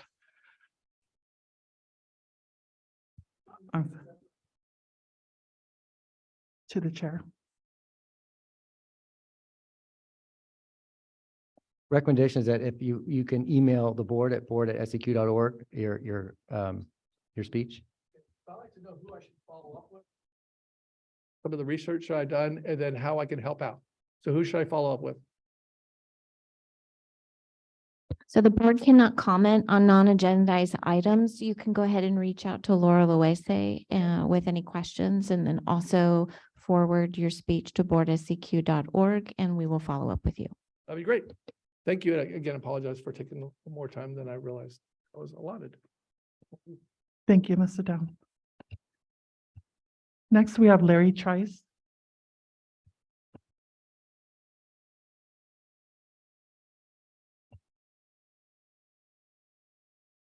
Yes, hello. I'm a graduate of the old San Carlos High School in 1965, but I returned there in 73 as a teacher in math and computers. And I ended up teaching all computers to all the secretaries around the district when we removed the typewriters and put in computers and things like that. And then I taught down there at Sequoia here, of course, when we closed up San Carlos for a long time. And also, I also did a lot of help with the superintendent and the board over here on construction, like this building. I helped design this building, and I helped do all the wiring plans for this and everything like that here, and all the technology wiring at all of the sites, Woodside, MA, Carlmont, whatnot, and so on around there. And for years, in one day, the superintendent said, Larry, I'm taking you out of the math department as a math teacher, and I'm putting you in charge of all construction, new construction projects for the district. So I did several $100 million worth of projects at Carlmont, Woodside, MA, Sequoia over the years. But what I'm here today is because I'm a retired teacher, and I've had over 20 teachers contact me over the retirement program, dealing with Kaiser and the health program that the district did. They took it away. Now, teaching, our retirement comes from CalSTRS, California Teachers Association, but the pay was through California PEAS, California, people, the department. And I know the district was paying some money, and I know what our fees were and whatnot. And the fees are going up noticeably for us every month. And right now, I've been trying to contact the new company, the SISC company that you guys approved of, and they're collecting over an extra $1,000 from every one of us. It's actually $972 per year that they could be keeping. They will not tell me exactly how much they're paying to Kaiser, and the district doesn't know what it is either. they're charging now $309, and typically we were only $228 per month. So there's a lot of teachers that are upset over this, and we're hoping that maybe it might get changed around or looked at, or if the reimbursement happens, that would be great.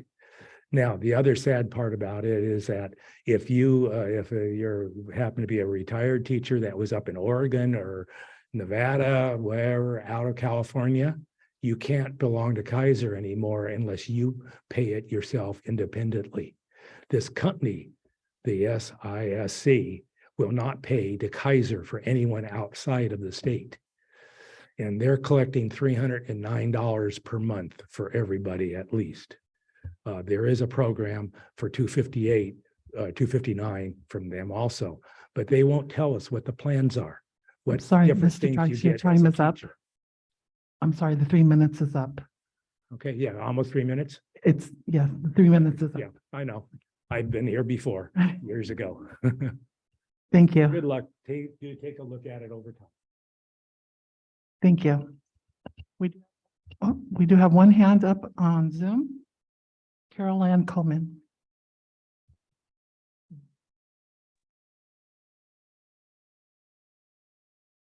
Good evening. Can you guys hear me? Thank you for the thumbs up. I appreciate that. I just want to wish everyone a happy new year. And I so appreciate the board for showing their faces, especially for the ones of us who are on Zoom, who don't always have the privilege of coming to your space. It's so nice to see your faces, and I feel a little bit more connected with you. So thank you for that. The other thing I wanted to share, just two little things, and that is, I loved that you acknowledged the custodian staff, and Sequoia had a huge oak tree fall, and it's a miracle it didn't fall in our building. So just the day-to-day that our custodians do, and that they never are, what I've noticed is that they're never looking for a thank you, but they're always ready with a smile. I really, really appreciate that. And I know that this is done on every single campus, every single work site, from the parking lots to the sidewalks to the classrooms to the trash cans. So thank you, thank you, thank you. And thank you for the district for acknowledging them. And then the other thing, and I'm going to give a special shout out to the principal of the Palo Alto, East Palo Alto Academy. Thank you so much for not only speaking in English, but speaking in Spanish. Whenever you switched into a Spanish translation, the passion just transferred over. And I think it was beautifully said, everything you said, but it just made me smile. And I think it's really telling that parents are willing to come somewhere on a Saturday morning for the sake of their kids, for the sake of our school. So let's listen to that if we can. I know we're so busy and overworked. But I just wanted to just give you guys love. That's all. And I wish for a successful, positive spring, reminding that we always try to meet our students where they are. And we really are trying to uplift them, despite maybe some academic scores that may not be braggadocious. I think I can speak for many that we are looking at the hearts without, I don't know, creating snowflakes. We really are seeing people and seeing students where they are and lifting them up. Thank you and I will yield my 6 seconds. Thank you. That concludes public comment for tonight. Thank you. The next item, information item, 12.1 presentation on the 2022 California dashboard. Thank you, Superintendent and members of the board. Before I turn over the mic to Dr. Wilmot to talk with you about this year's dashboard, I want you to know that it has got some really good news on it and it has got some really discouraging news on it. And I want to own that we have areas in which we need to improve for some of our student groups. And that we are going to be working diligently on those, as we always have been. And I will say more about what we are doing when we get the LCAP report. There are 3,972 high schools in the state of California. Ours rank in the top 200 to 300 at the lowest, even though those above us are far more socioeconomically advantaged by and large than we are. So that is not, frankly, a statistic I'm very concerned about. I am concerned about some grad rates and some underperformance in some of our subgroups. So we are going to hear from Diana without further ado. And then after celebrating what is going well, we're going to dig into what can we improve on where it's not going well at the same time while maintaining the areas in which we are very successful. So Diana Wilmot, please come on to the mic.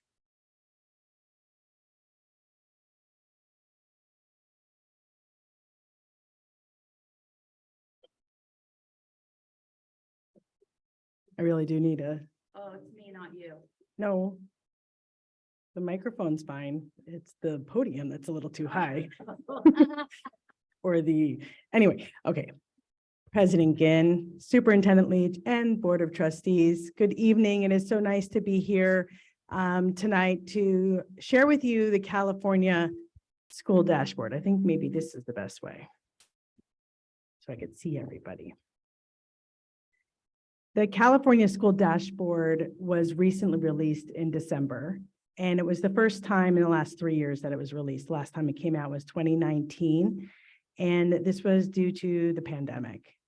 And so what I'm going to share with you tonight is news, but it's not terribly different than what I shared with you last time when we talked about the SBAC results, the test results, but this goes a little bit deeper into other indicators. So, yeah, that work?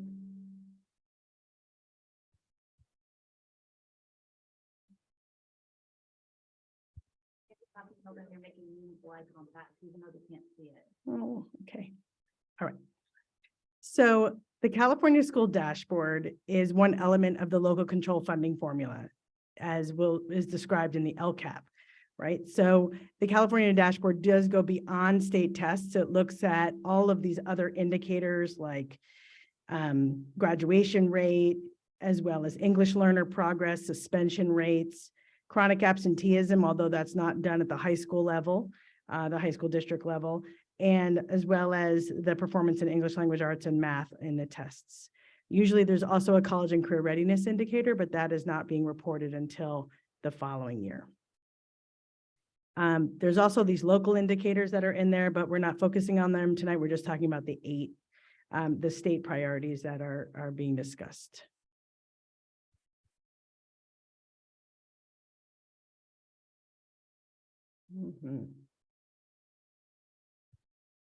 There we go. So this is our dashboard, Sequoia Union High School District's dashboard. So one purple bar is not good.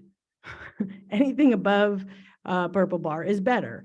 The red flags really for the state are when there's one bar, and you could see overall our suspension rate is low. Our performance in English language arts and mathematics, English language arts was high, mathematics was medium, English learner progress was low, graduation rate was medium. You know, compared to the state, we did better than the state. Our suspension rate at the state was medium and we were low. English learner progress, we did a little worse than the state. We were low and the state was medium. And graduation rate, we were the same, medium. And we did much better than the state in English language arts and math. Really, this is about accountability. And what the state is doing is looking at these indicators to see overall how we did in reference to other districts to determine if we need differentiated assistance, which is provided by the county. So I'm going to dig in a little bit more and talk to you about our identification for differentiated assistance and just go through it, why we are being identified. So starting with English language arts, as I explained overall, we are high in English language arts when you look at all the our students overall. But then they break it down into these subgroups, and we had 5 subgroups in the very low category: African Americans, English learners, Pacific Islanders, socioeconomically disadvantaged, and students with disabilities. This same exact profile comes up in math in terms of the subgroups that performed very low and the ones that performed very high. Interestingly, there is no students in medium and no students in high in either English language arts and math. So it's either very low or very high. So there is that gap shown there.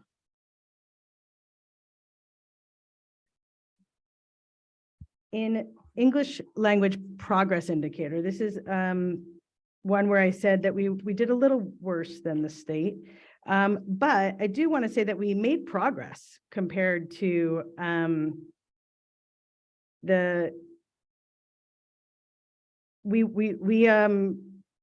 actually, I'm sorry. In this particular area, we did not make progress. We were down 2% compared to 2019, while the state went up 2%. So that's what made the difference. And I think that this is an area we have been working on, particularly in looking at reclassification of our students and supporting the students in taking the English learner proficiency assessment. Graduation rate is also an area that Bonnie mentioned is of concern. I did look at our English learners, which are indicated as being very low in graduation rate. This rate this past year was 67.3%. In 2019, interestingly, it was 61.8%, which means we went up a lot, 6 percentage points almost in those years for our English learners, yet we were still very low. And the reason why this was very low is because in both 2019 and in 2022, we were not keeping pace with the state. The English learners across the state are graduating at a higher rate than the English learners here at Sequoia. And then in the suspension rate, 3% of our students were suspended at least one day, and actually that's the same percentage as the state, which is low. And there are some groups that were suspended at a higher rate. For example, our African American students and our foster youth students were higher in the very high category. Their African American students had a 9.5% suspension rate, and that compared to 7.9% at the state. And our foster youth students were 23.5% this particular year. Now, mind you, these groups have very small numbers of students, so a few students makes a big difference in terms of the percentages. This was down actually from 2019. So we did improve actually on the suspension rate. But we are above the state percentages in average, which is why we had the one purple bar. So what the state looks at is the very low status in 2 dashboard indicators. So first, I'm just sharing you, where do we hit the very low status in one dashboard indicator? So African Americans hit it in 2 indicators. The ELA and math is 1 indicator, suspensions is the 2nd indicator. Foster youth was just in suspensions. English learners hit it in the 2 categories, ELA and math, as well as graduation. And then the other 3, Pacific Islanders, socioeconomically disadvantaged, and students with disabilities just hit it in the 1 indicator, which leads us to accountability and differentiated assistance. We are looking at meeting with the county to discuss our plan for differentiated assistance due to these two subgroups and their performance on graduation rate and suspension rate, as well as the performance in the ELA and math in the test. I do want to say one thing about that, however, when we go back and look at the very low categories for performance on the testing, it's not just performance, but it's also their participation. Participation rate was highly penalized this past year. Any student who didn't show up, up to 95%. So if you had 90 out of 100 students show up, 5 of those students who didn't show up were going to be assigned the lowest possible score and get averaged in. So especially in our groups where we have very small numbers of students, it makes it very challenging when we're missing just a few. So what we're going to do is talk about the actions in the LCAP, and we're also going to be working very closely with the county in determining what our needs are and how we can work to improve. That's what today's about. On to the next. I think they're gonna have comments and questions. I did want to make one quick note. The math and English indicator is a little bit frustrating because it's one test taken one time by juniors, and it's not the same group of students testing every year. It's a new group of juniors. So I am positive that we have a lot of work to do in these categories. I would welcome a better measure. I can assure you that odds are very high that we will not be recognized as differentiated assistance needy in our African-American group next year, because it's a small enough group of kids that we will hunt them down and get them in to take the test. So that's a little bit of an unfortunate game. Of more concern is probably the suspension rates, and differentiated assistance is great news there, because we'll look at why are these students being suspended at a higher rate, and what can we do about it? That's the purpose of the state. I wish that the ELA math indicator was more than one test for students, and I wish that it didn't. I understand why they're doing it, but it's a little frustrating that we get dinged so heavily for students who don't test. So those are not excuses. 17 out of 23 districts in the county are in differentiated assistance. All of the high school groups are. I just want to put it in some context. And now let's move forward and fix it. Honey, I have a question. This is Shawneece.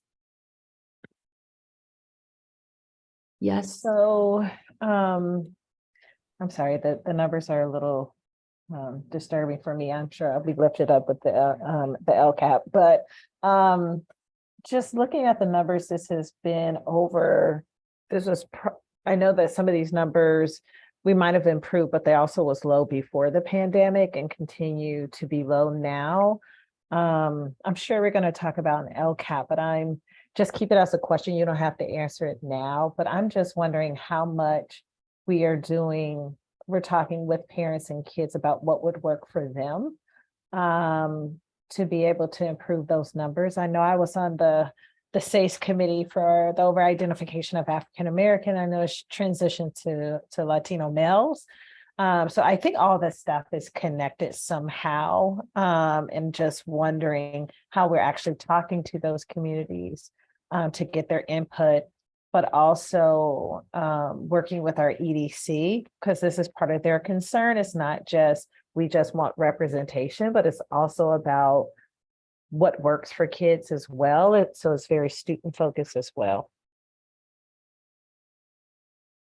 Noted, and I will address that in the LCAP presentation.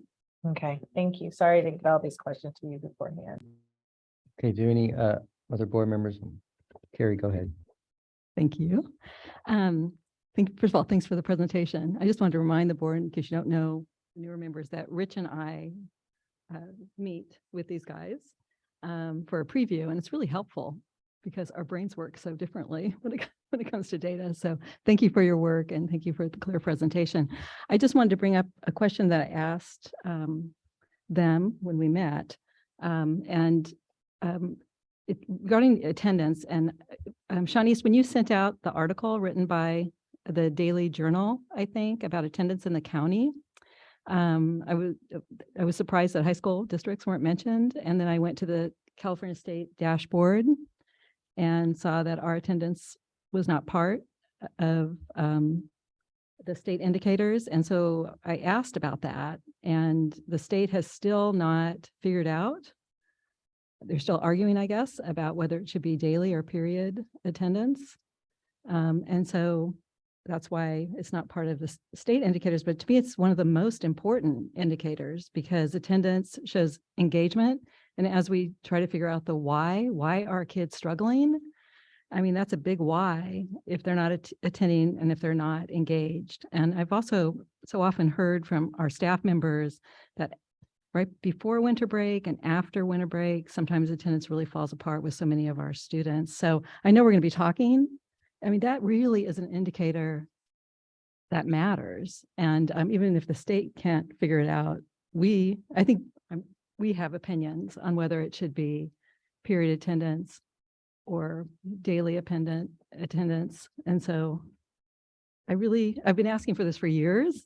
And now that it's a new board, I think that I'm hoping that really becomes something that we track, and we track it often, not just at the beginning of the year.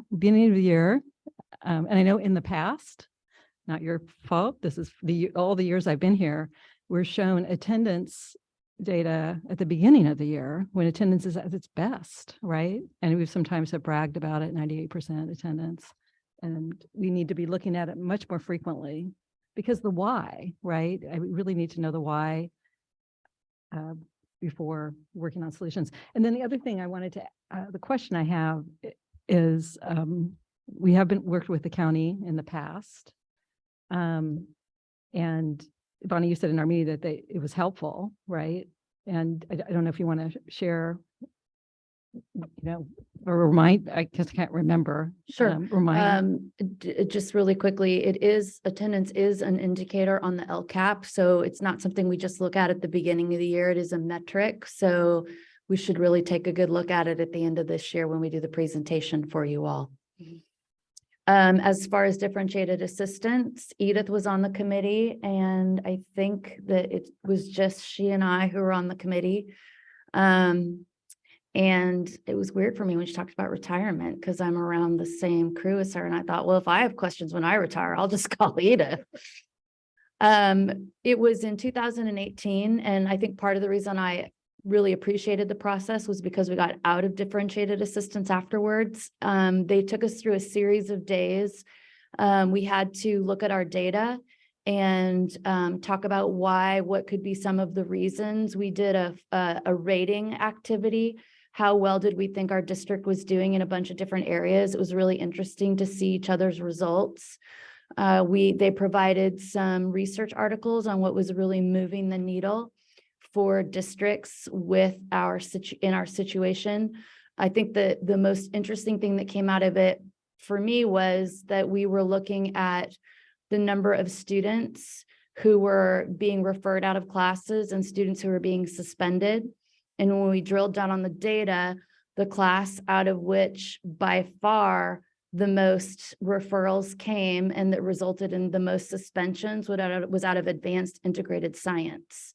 And a few of the schools had heterogeneously grouped their honors level class with their mainstream UCA through G class and see students' academic progress not drop and see behavior very much improve. And so the next year we stopped offering, that was a decision of the Differentiated Assistance Committee that we try that out with advanced integrated science.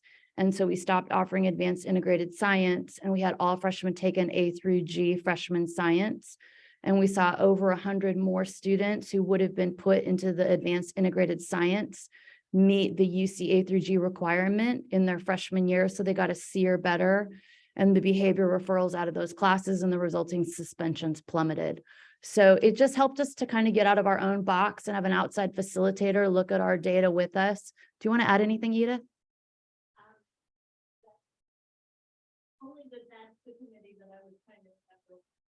I can't hear Edith. I look forward to it again. I hope it's as helpful. Edith said that was the committee she was trying to remember when she was talking to the board. I think now would be a good time to hear. We have two public comments on this agenda item. So Laura. Oh, I was just gonna say, I was more curious about, so if I understood correctly, does this say that our our for our ELLs or in general, or like some of these categories, like we do worse on math than the state average, or are we around the same as state average?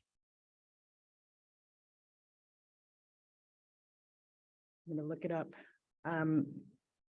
Specifically for English language. Or for the groups that are in very low, does that mean we're doing worse than the state, or? I believe that I will double check the, everything for you and send it to you at the board at seq.org. But in general, overall, we were 12 points below standard. The state was 52 points below standard, like as a total population, right? So that's why we were medium overall. The state was low. In terms of English learners at the state, the English learners, let me see, they were very low designation. I don't have the actual numbers right here for the state, but we were a little lower, but very close on EL. yeah, usually when we're very low, it means that we were lower than the state average. I think at least on the other indicators I've looked at, the suspension, the graduation. And that's the state average for those groups, for those individual groups.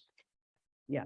Okay, so I mean, I guess I would be more curious in hearing how like some of the things that this district has been trying, like the math initiative that, at least I've heard that maybe not everyone thinks has been working as well as it could, how those are affecting some of these performances. And then I guess I'm just curious about the suspension rate. Do you think it's because we have such a small population of African-American students, or do you think there's something more there? Quick commercial that our students who are part of the math initiative outperformed their classmates on the math ICAs and the state results. It's certainly not perfect, and it's certainly too early to make any final decisions.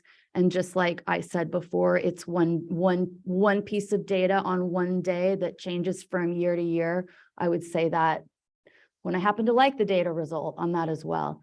As far as the suspension rates of African Americans, it becomes more pronounced because there are fewer students, so it swings more widely, kind of like with foster youth. But I do think that we have, that is a great area of improvement for us. That is a really high percentile of suspension rates.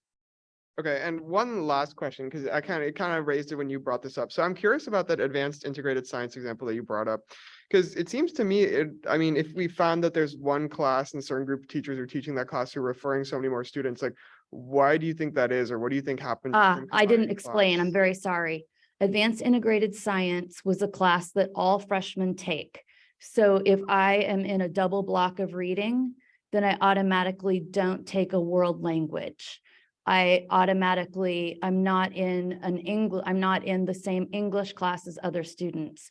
I already wasn't in the same math class as other students. So the freshman class that had everybody taking the requirement was the AIS or the biology. So that's why, that's what we think the difference was. You had the whole freshman class between those two classes. Nobody was out of the mix because they were in a remediation class, didn't have room in their schedule. Oh, so that's why you're saying that class is leading to more referrals? I'm guessing. Yeah, but that's a hypothesis on my part. So what do you think changed? I guess I'm just curious, what do you think changed by combining the classes, or how that like? I think that what is shown in the research overall, that when students, I think two things happened. We didn't see the academic progress of students who had been put in biology or physics, depending on the school site in prior years. We didn't see their grades drop. So that was encouraging. I think that their grades didn't drop because there's a lot to be said for helping to someone next to you understand something that you might have gotten more quickly because you'd had it before. I mean, when they look at one-room schoolhouses and why did so many students tend to do better in one-room schoolhouses, a lot of the research says it's because I heard what I was going to do in future years, so it gave meaning to what I was doing then. And then as an older student, if the teacher was working with the 5th graders and I'm an 8th grader, I've got to go back. I can explain it to the 4th grader because I've had it before. I can tell you as a teacher, and I don't think I'm alone in this, I learned things far better when I taught them. sometimes the night before. So the power of having to really absorb something because you've got to explain it to someone else, I think that was part of it. And then I think for students who had previously put in AIS, I think when we have groups of students who are lower performing, that sometimes it leads us to want to be, in an effort to be kind, our expectations end up not being as high as to what those students are capable of. And then I think, I mean, I behave better in church than I do dancing at a wedding. All right. I hope that's not quotable in a paper, right? And it's because of the people around me. And so I think that when we see certain tones, that it impacts the way that we behave. It's why Raiders fans are better behaved than Niners fans. And if you're insulted by that, I'm sorry, but that's just a reality.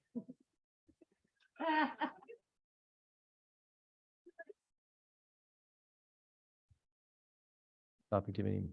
And Sathvik, I just did a very quick check on the ELs, and we were very low while the state was low on English learners in ELA and math. So that did play out. I was quickly curious though, do you have any reason, like speculation for why that might be? You think they're like different? Like, do you think that data from the state is skewed by certain districts that might have a different situations in English learners, or? I think that's an area of improvement for us. I really do. That one I can't explain away. I think that's an area of improvement.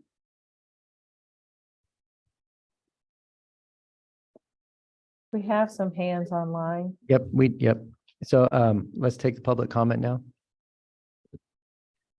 Okay, first is Abby Corman.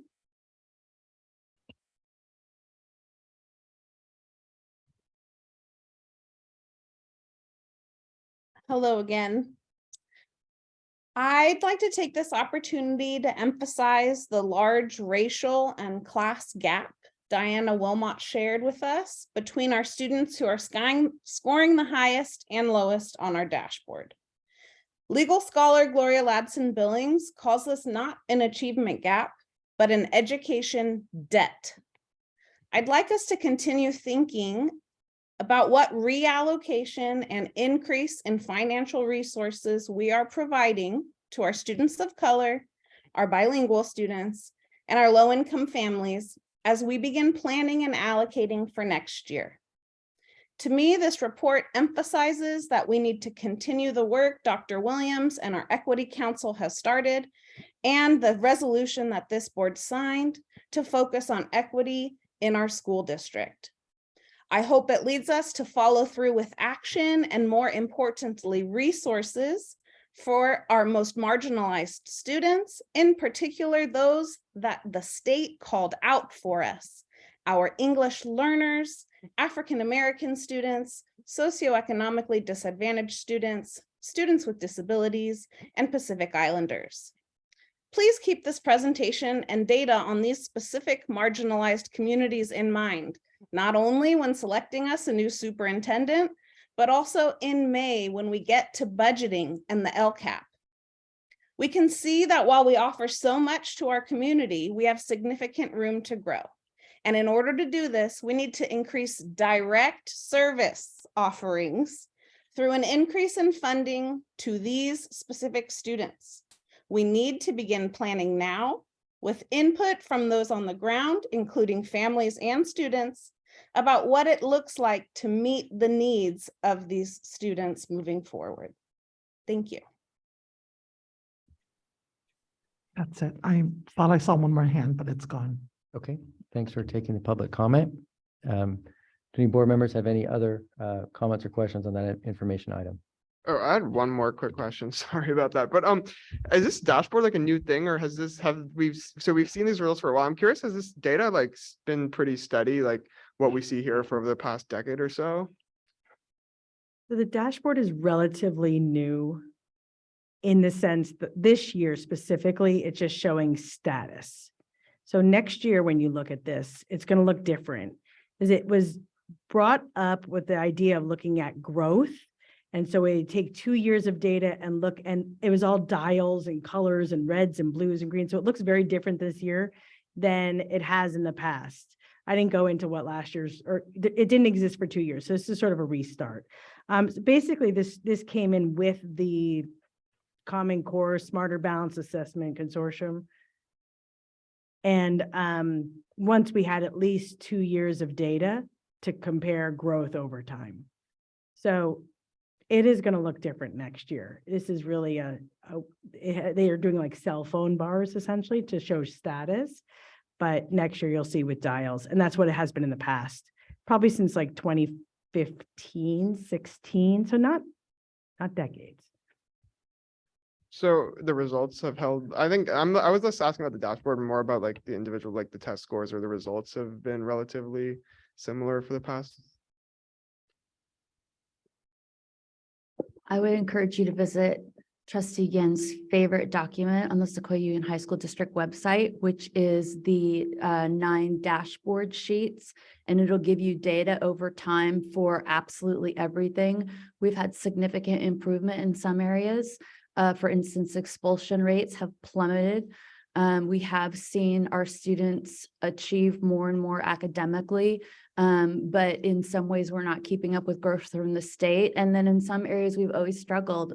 English language learners, our long-term English language learners has long been an area of improvement for us. Thank you so much for answering all my questions. To the chair, I've received one public comment card from. We welcome your public comment. Okay. If you could come to the microphone, because the It's- people on Zoom can't hear you. And I apologize for not saying it last time, but we have 3 minutes for the comment and there'll be a timer on the screen. Yep. This, I promise. Marty, I would challenge us to, instead of just looking at comparing California, take a top 5 state, since we're ranked 40th, being 50% of the 40, that's really horrible, right? Results. So looking at saying, okay, here's a top state, and how do we compare them, and start measuring that over time and seeing if we can, compare ourselves to better performance. Good idea. Thank you. Okay. Since we reopened public comment, we have some additional ones so we can hear.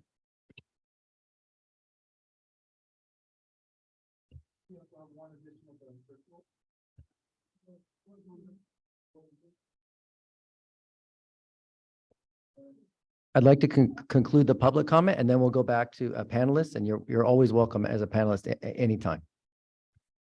Rich, I'm sorry, was somebody saying something in the back? Carolyn So Coleman. Shawneece, we have 2 more public comments coming Oh, okay. online, and then we have a panelist wishing to Oh. comment as well. I'm sorry, I'm just remote, so I thought I Yep, no heard problem. somebody in the audience.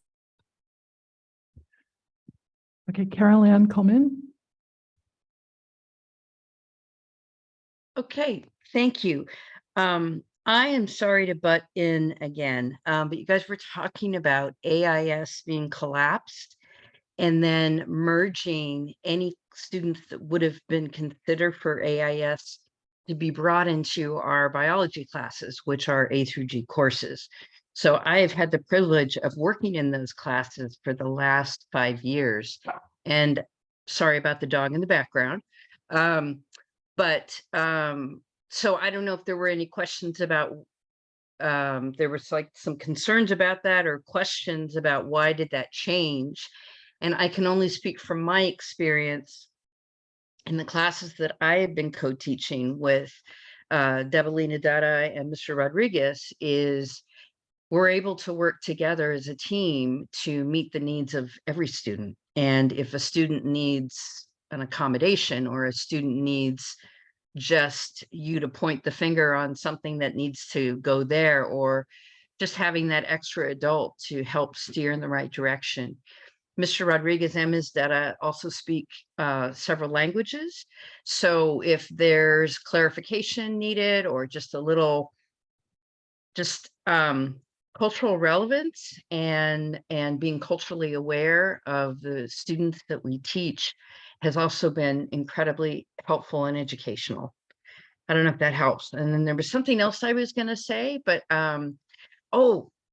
let's be really, really mindful of using the word horrible in the same sentence of California and at a board meeting, because I know there's so many educators that are working their patooties off, and our instructional assistants and our student clerks, everyone who's trying to help us.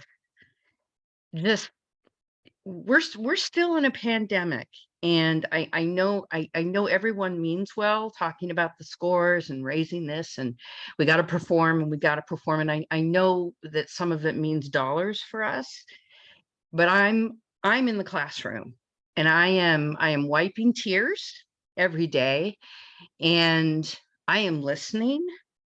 And some kids, sometimes most kids, come in my classroom and they say, Miss Coleman, I'm glad I'm in biology right now, but I am just not feeling it. So again, I'm sounding like a broken record. They have a soft place to land. They're still obtaining and accessing biology, but they're also accessing tier 1 supports by learning how to lean into their anxiety and leaning into their pain. And we have a lot of trauma since the pandemic. So let's just be compassionate toward the words we use. Thank you. Thank you. Next, we have Jonda Ferris de Gomez.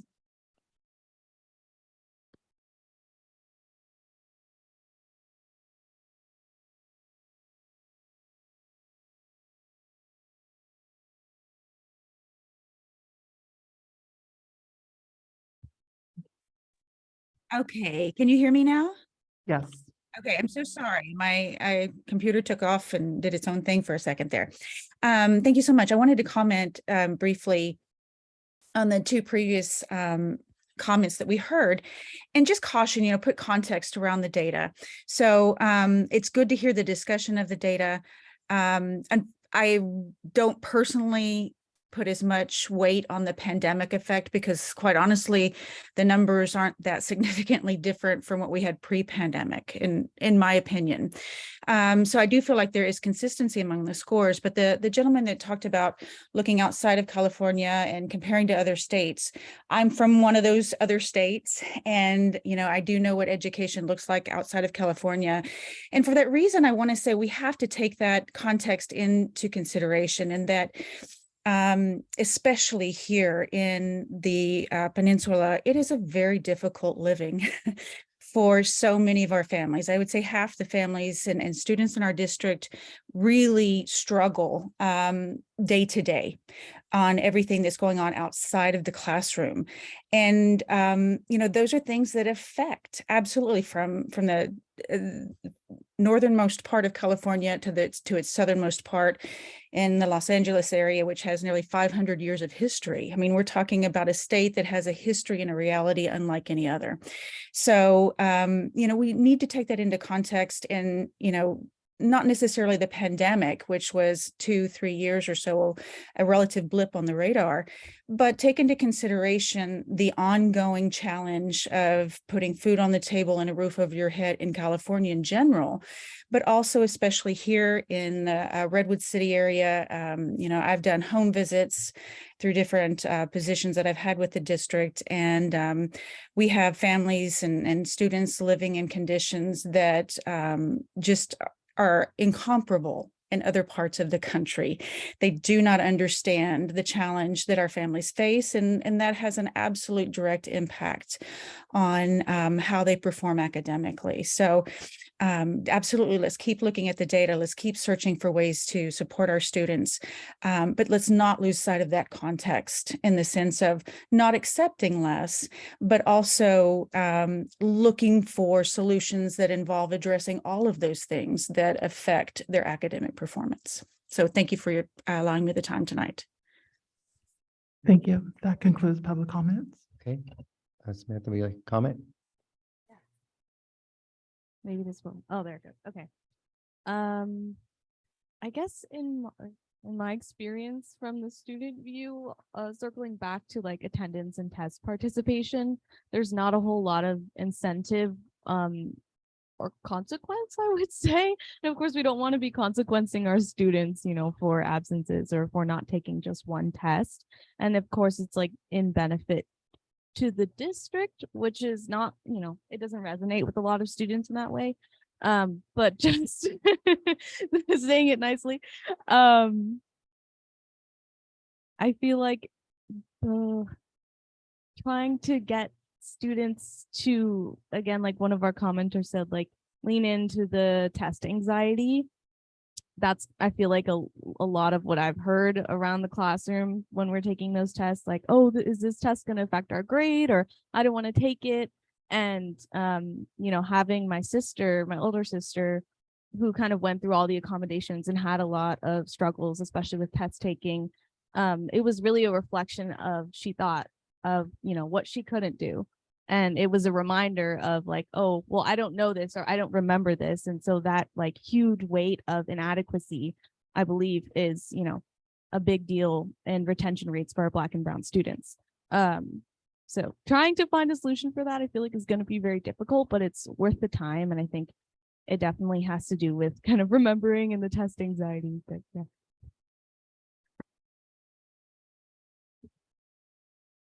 Thanks for that perspective. Go ahead. So I had a question in terms of, you know, talking about the test only being in that 1 year and it's a different cohort every year. I know in elementary grades, there's more ways to compare the cohorts as they go through the years. Is there an opportunity to then connect back to the elementary history to see that pattern?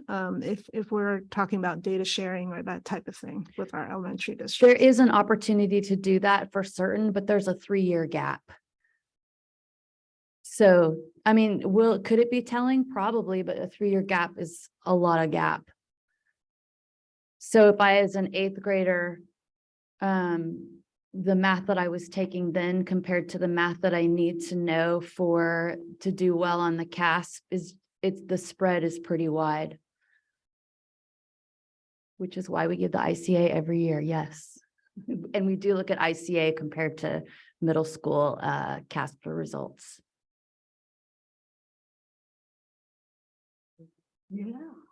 Yeah, I just wanted to say we do monitor our students every year, even though the state doesn't require us to.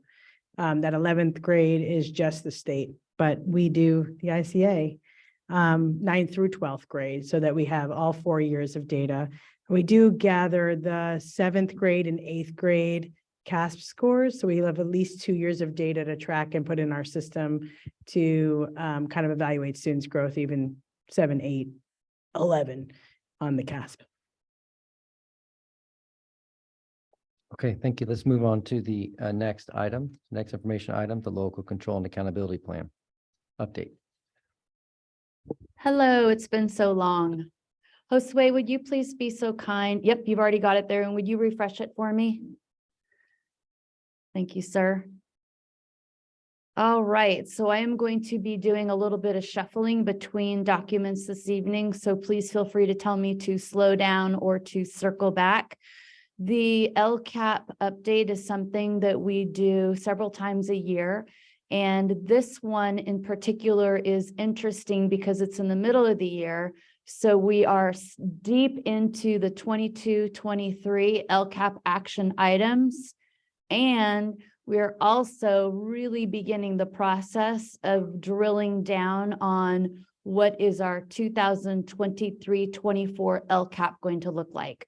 So this evening, I'm going to cover, first of all, what's going on with the LCAP 22-23, and then shift to information about the 23-24 LCAP process. So here's what you need to know, in my opinion, about the LCAP so far. This slide is kind of a commercial, to be completely honest. So in June of 2022, the board approved our LCAP for the 22-23 school year. Our LCAP is an intentionally aligned document with the district governance goals so that we are not trying to serve too many masters, but we're all talking about the same language, and school plans also reiterate the LCAP or pieces of the LCAP that are tied with governance goals. So if you see a little bit of difference from what you know your governance goals are and what you see in the LCAP goals this evening, it's because in July, the governance goals get updated. So we just aligned our LCAP to the governance goals, and then a month later, the governance goals get changed. So just for clarity, former goal number 4, which I'm going to talk about because it is an LCAP action goal because it was approved in 22-23 because it was at that time aligned with governance goals, is no longer a specific governance goal. It was incorporated that our small schools should have all the same goals as the other sites do. There's a new goal 4 around human capital and talent management. And then goal 5, which is about returning from the pandemic and learning from the pandemic, was folded into goal 1, which is in general about student learning. So my commercial would be, if at all possible, if there are going to be changes to the governance goals for next school year, if at all possible, and I know it's so easy for me to say, if it could happen before June so that we can align the LCAP with them, that would be amazing in my nerdy opinion. But they're pretty close. So the goals on this year's and on our actions can be found on a document called the LCAP scorecard. Josue, would you be so kind as to pull up the LCAP scorecard? It is an Excel document, or excuse me, a numbers document because it's in Google. And it is cleverly titled LCAP scorecard 22-23. And what we have for you here is the progress that has been made thus far on the LCAP actions that we implement to reach our goals on the LCAP. And I have online tonight all but one of the LCAP authors. One of the authors, Diana, who is the author of the equity and the data goals, goals 2 and 6, is with us in the audience. And then everyone else, being Jarrett Dooley for goal 3 and Victoria Dye for goal 2 and Simone Rick Kennel for goal 4, are in Zoom to answer any questions that I cannot. And then I am the author for goal 5. That just means we're the person responsible for taking everyone's input and putting it into that particular goal and then helping with the oversight of it, although it involves many, many people. So if you look on the spreadsheet, you'll see the goal at the top, and then you'll see the action items listed under them, and you'll see the progress each quarter for those action items. So for instance, goal 1, action item 1 is making sure that we have standards aligned curriculum. And then you'll see under quarter 1 progress, what's been done with the Common Core in ELA and with math this fall, very important, especially when we're looking at our results on the dashboard, as well as the next generation science standards. We're also looking at the framework for AP US History textbook adoption this semester. I'm going to kind of breeze through these because I know that you can read and because it's not actually what I want to emphasize. What I will say very quickly is we are doing the action items that we set out to do for almost every single item on this LCAP, and I will explain the places where we are not. We have through 23-24 to complete all of the action items, so that's not necessarily a problem. PD support and rigor talks about teacher orientation, after school PD, math initiative cohorts, the thinking classroom book study, integrated ELD. We're still doing the constructing meaning work where we are making sure that all of our teachers get training on how do we have ongoing language acquisition, what makes that happen. And then if I go under goal 2 for Diana, removing barriers for A through G requirements. We do still have a double block of reading at the freshman and sophomore years for students reading below a 5th grade reading level and looking at, is that working? It keeps those students out of other classes, but if it's working, we want to keep them there. So there's a study looking at that right now. We're working on equity and diversity, student academic outcomes with the race and equity presentations that are going on with USC and the training for the executive team. Bonnie, I'm sorry, where are you reading? I am reading off of, oh, and it's not pulled up. Do you not have it, Josue? The Excel, who said that, by the way? Shawneece. Oh, thank you, Shawneece. I was wondering very, the same thing. So that was very helpful, all the way from the Dominican Republic. I am reading, there it is, the LCAP scorecard. And right now I'm on goal 2, action 3. So if you would be so kind as to scroll down, Josue, to page 3. Oh, you know what? This is going to be double the pages from the PDF. Let's keep going, please. Bonnie, I'm not sure. that Actually, I it's can on the scroll down, Zoom. can't I? I'll stop torturing you. It's not showing on the Zoom, Bonnie. Just, So it is a PDF in the board packet, so people can. also I'm follow looking at the along there. PDF, but what number are you on? Goal 2? I am on goal 2, action item 3. Thank you, thank you, Sure. thank you. It might not be showing on the Zoom because, yeah, you have to share all instead, or, yeah, there you go. But it is for those of for if you're not able to follow along on my presentation. It's working now. Okay, great. Thank you. So The close there, so that, no, what's going on here? It still says goal 1, Vicky, which is page 1, and you're on page 11 right now.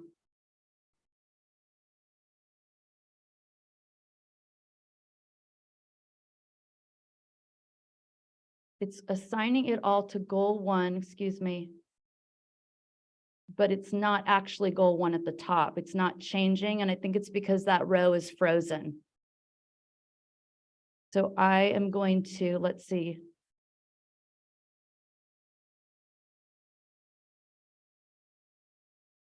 Okay, we're on equity. Okay, and this is actually not Vicky. This is equity. This is action item 3. Systematizing programs for English learners for a successful transition to our district. So that has looked we did elevation training for all of the sites in the fall, which is our software that monitors EL progress. It lets staff know where students are doing well in their language acquisition and then what parts of their language acquisition need more support. It also lets them know who's close to redesignation and maybe needs a pep talk or just a little tweaking on some skills in a given area. And then we are working with special education and looking at who are students who are dual identified as being both EL and special ed, because that is an area where we see a great deal of growth. So then I'm going to move on to goal 3. Are you with me, Shawneece? yes. Awesome. Goal 3, and this is the MTSS, mental health, healthy student goal. And the first action is the multi-tiered systems of support, coordination of practice and expectations. Thank you, Liz, for undertaking this beast.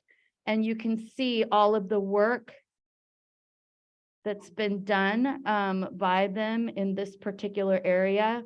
We've got community resilience model CRIM training for everyone.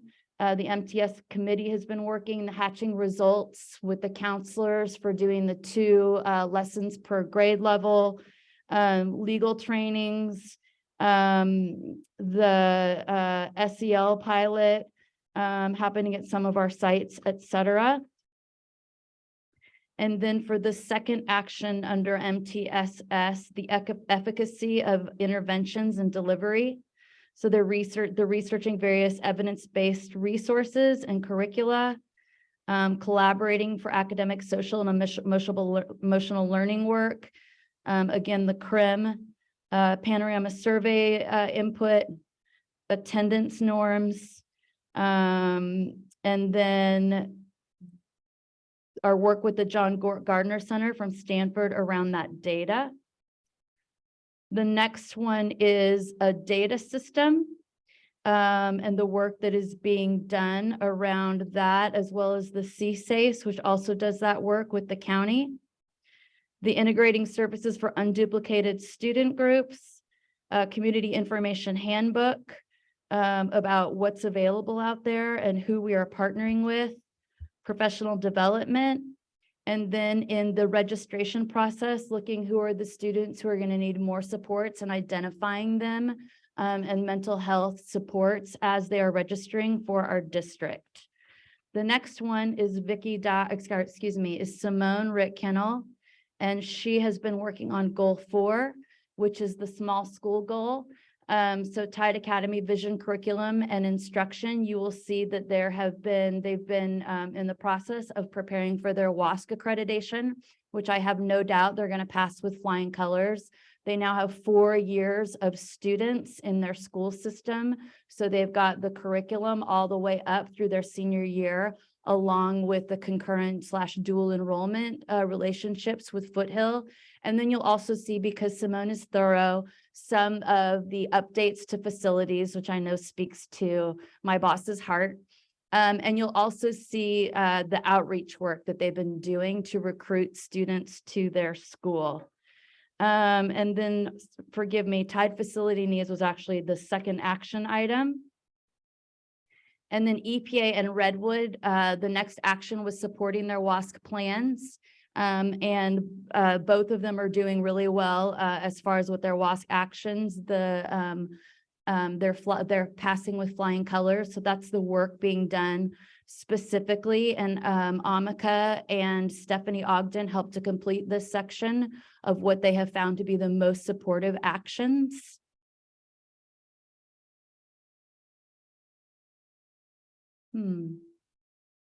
There we go.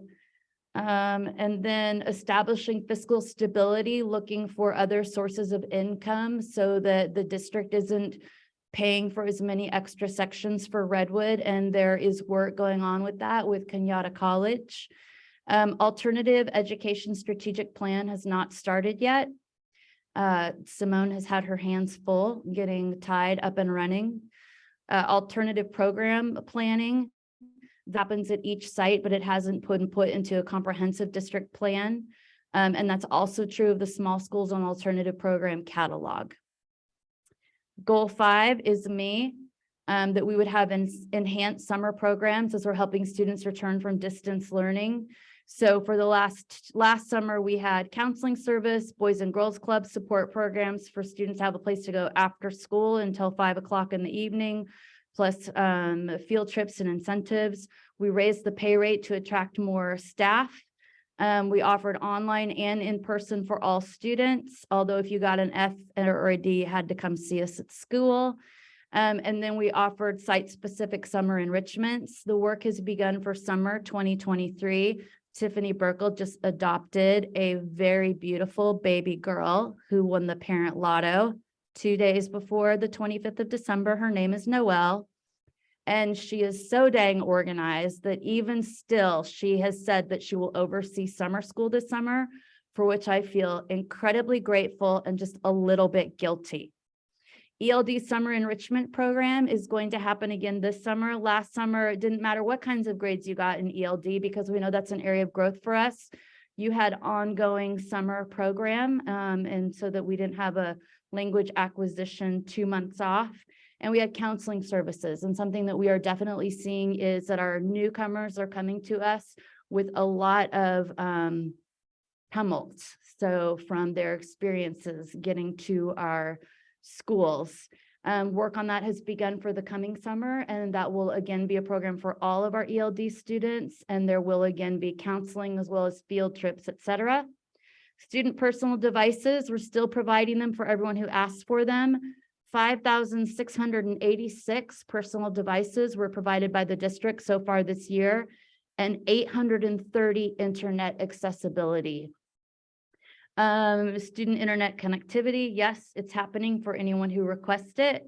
Researching possible instructional shifts. The first quarter, we identified potential committee members to be on a committee to look at, are there big or small changes we might look at making to our school week? That has been put on hold until we have a new superintendent. So we're not working on that one right now. We got to see which way the ship is heading.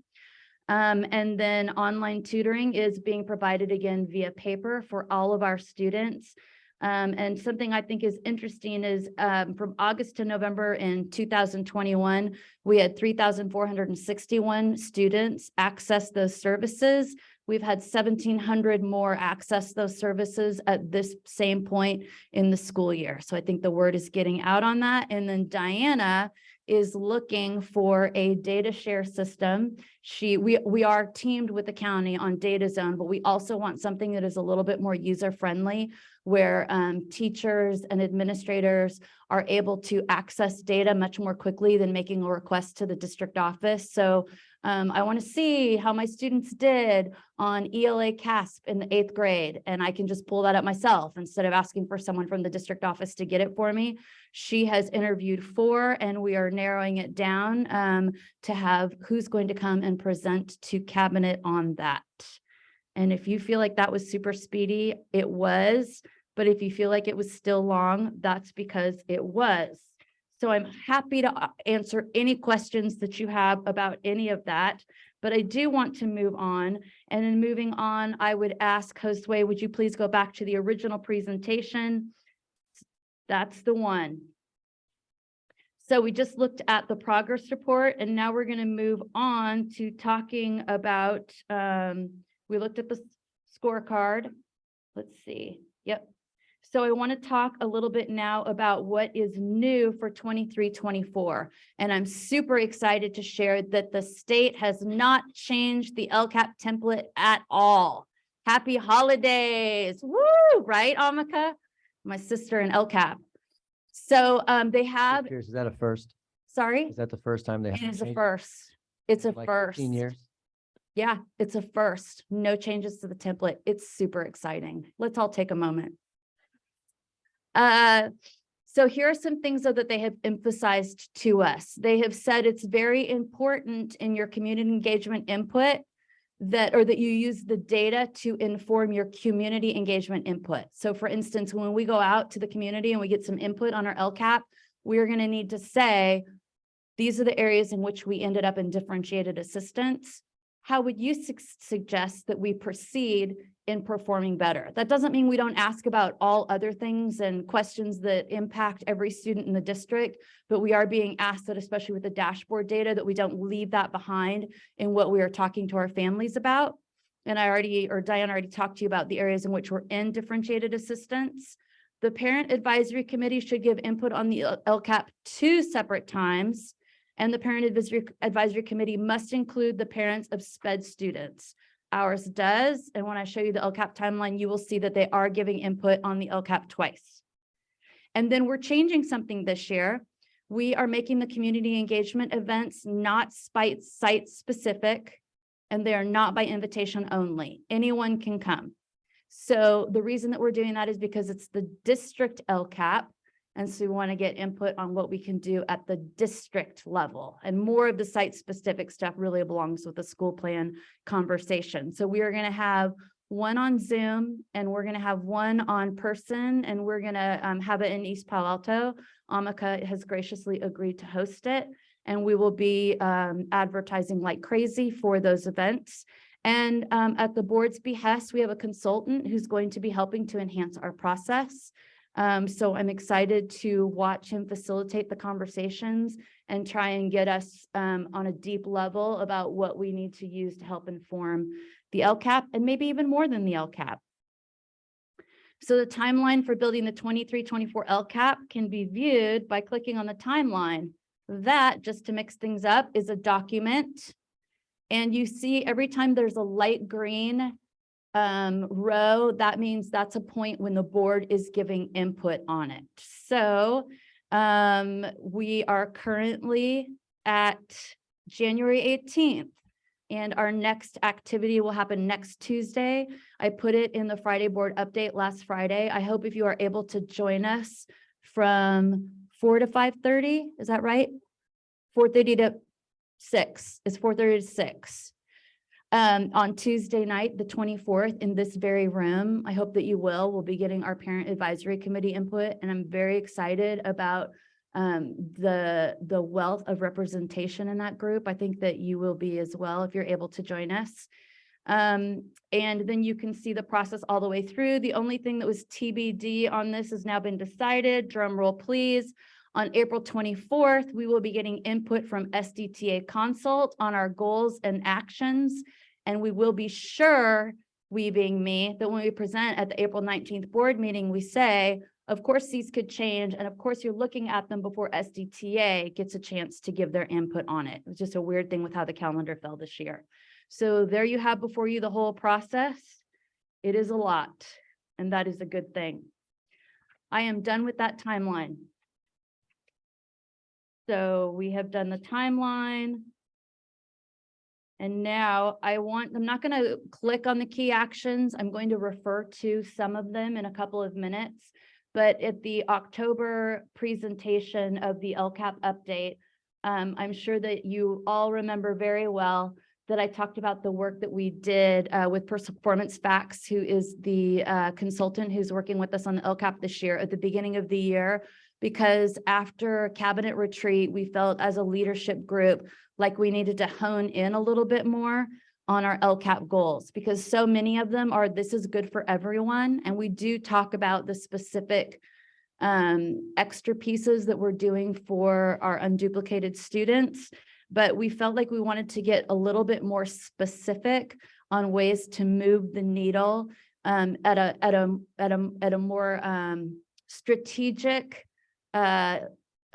microcosm that might be more effective. So the slides for that are listed there, and we are working on those key actions. They are all a part of the LCAP, but some of them are a lot more specific. So for instance, instead of talking about curriculum development, it talks about in particular what we're doing in ELD with geometry right now. Let's see. And then finally, speaking of the key actions, I wanted to let you know which of the key actions are specifically targeting the groups for which we have just been identified for differentiated assistance. We're doing math instructional rounds at each site. Thank you, Crystal, for joining Ed Services this week when we had a visit at Woodside. We're looking at math classrooms and how's it going with the math initiative. And we are specifically focusing on EL students in math classes. So the teachers have been giving us seating charts that identify which of the students are EL so that we can watch not just how is the whole class interacting with the content, but how in particular are EL students. So for instance, we know to acquire language, one needs to speak language and one needs to be involved in academic discourse. So we have a sheet that we use to each class that we go in, and we say, did you see examples of EL students participating in the conversation? Did you see them ask a second sentence? Did you see students referring to each other's work? Are some of the indicators that we look for, but we did target specifically ELs because we know that's an area of growth for us. Elevate EL redesignation training for all of our certificated staff. Diana Wilmot and Janelle Bugarina did a very well received training on that for all of our staff, so they have better information about the students in their particular classes this year and their areas of strength and for improvement. Concurrent enrollment. Interestingly, Foothill has just finished a study of results of students who take concurrent enrollment classes and then how they do when they get to the college level.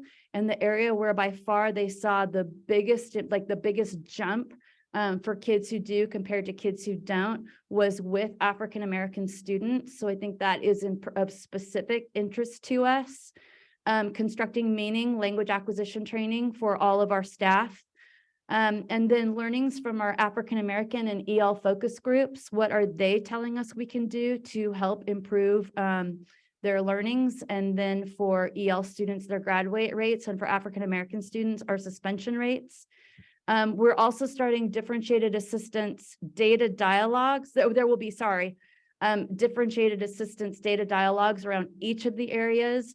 And then dual identification data dialogues is something that we had already decided to do in our district. We'll be meeting as cabinet along with Diana and Janelle Bugarini, who oversees EL. And we will be looking with sites, with the principal, the vice principal, the bilingual resource teacher, the special ed department chair. Also, Ilya Van Laar will be joining us. And then if they have anyone else that they really want to be a part of the discussion, we'll be looking at data for our students who are dual identified as being SPED and EL. And that's our biggest area of growth for our long-term English learners. And we're going to be looking at CUME folders And then we're going to be asking the sites to tell us, what do you think you need to help move the needle for these kids in the next year? And that is what I have for you this evening on the LCAP. One more small commercial that I think the idea of the key actions has been really helpful.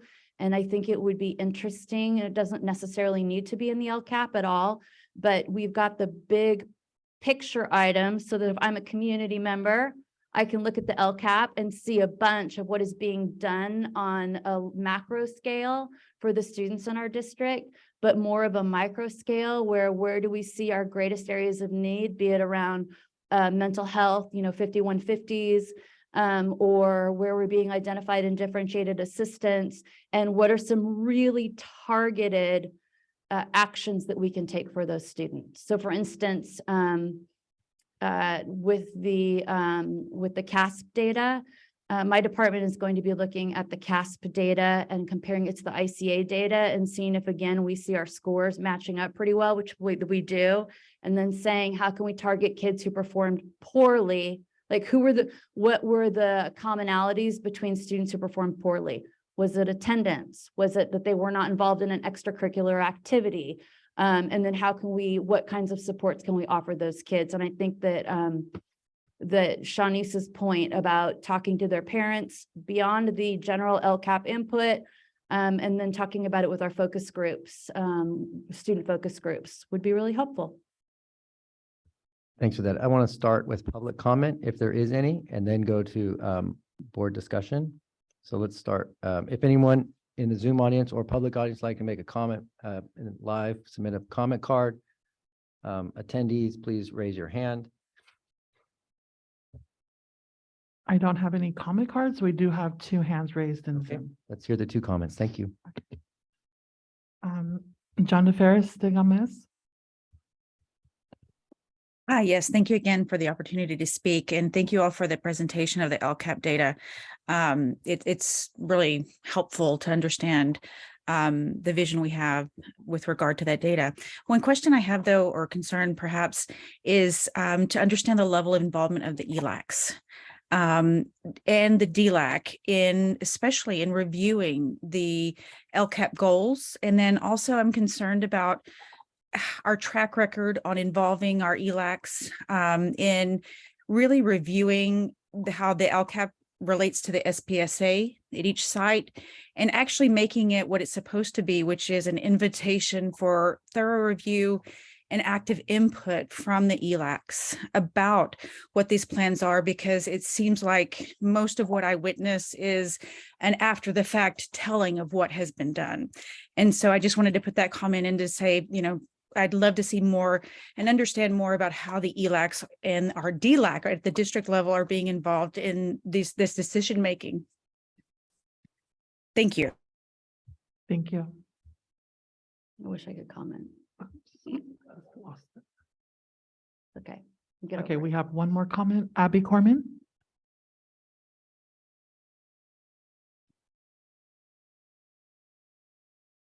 Good evening. I'm coming to enjoy the LCAP presentations, as it's a very clear place where we get to see what specific actions have been taken by our district toward our governance goals. Even working in this district, this really is my only way to stay up to date. I do want to again commend the district on our governance goals, as I did when we shared them, and I think as I have multiple times, as I believe they do reflect and incorporate our largest needs in general, especially since we added goal 5 on retaining staff. I hope they stay. I'm noticing that while goal 1 has so far had student-facing action steps, at least with teachers who work with students explicitly working on this goal, that goal 2 and goal 3 around equity and providing intervention services, these goals have action steps that mention maybe only 2 actions that aren't district level meetings. This makes me reiterate my request from earlier for a focus on the LCAP in 23-24 on allocating more financial resources toward direct services to our students who the state has identified need more support. As we plan in May for what next year's actions and funding looks like, I would ask that we make sure that this increase in funding is focused on student-facing services.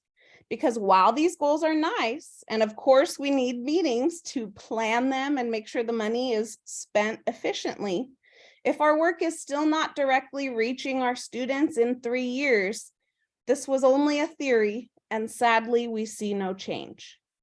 I look forward to seeing updates in the LCAP of direct service action items and fewer meetings this next year. Anecdotally, I'm experiencing and hearing experiences of so far very few changes in inequity on campus, and nor an increase in intervention services. And these are valuable goals. Please fund them equitably, and not just through the planning stages, but through the actual on-the-ground implementation. For example, my English language learners need a direct service. Unless they're in ELD, they actually receive no specific intervention in our district. And not only do our EL students not receive a direct service, their parents have limited access to bilingual liaisons, as I was hoping to speak about earlier. Does the district pay for bilingual site parent liaisons at every school, or do sites have to help come up with the money? The job description does not make it clear. Does site size of bilingual families influence the number of bilingual site parent liaisons? We heard that at EPAA, the parent liaison made important phone calls to 30 parents to find appropriate timing for meetings, for Ms. Guillaume to hear important information. For a school of 350, one site liaison Carmen, makes I'm sense. sorry, your time is up. Okay, Shawneece, I see your hand. Would you have a comment? Thank you, President Ginn. Thank you all for that presentation. The LCAP really was helpful in understanding the data. So that was a good dovetail. So good job, Bonnie, tying those two things together. But I do have a couple of questions. I'm happy that over the last school year, 22-23, we start looking at the PAC and diversifying and ensuring that we have different voices at the table. The special education piece, I wasn't quite sure there were people on there. I don't know who's on the PAC right now. Could you tell me, do we have special education? Let me change that. Let me get my person-centered language correct. Do we have parents who have children with IEPs 504 plans are identified as children with special learning needs on the Have PAC? both parents with students identified with 504 and then students identified with IEP needs on the PAC. Okay, thank you. Because my question is a lot about, like, I know, I don't know the actual percentage, so I'm not going to speak to that, but I know that a high percentage of our kids are included in classroom because they have a learning disability. And I'm not quite sure when we're looking at the LCAP number about the children with disabilities, you know, because it's such a broad category. Yeah. So it could be a child with really significant needs, or to a child that has a learning disability and they could be included in class. I mean, it's just such a broad, it's just a broad area. So I'm just trying to figure out who exactly are they talking about, do you think? All of the above. Anybody who is designated as SPED is in that category. And if you want us to drill down on some of that data for you, we can. I think but at the state level, it's SPED.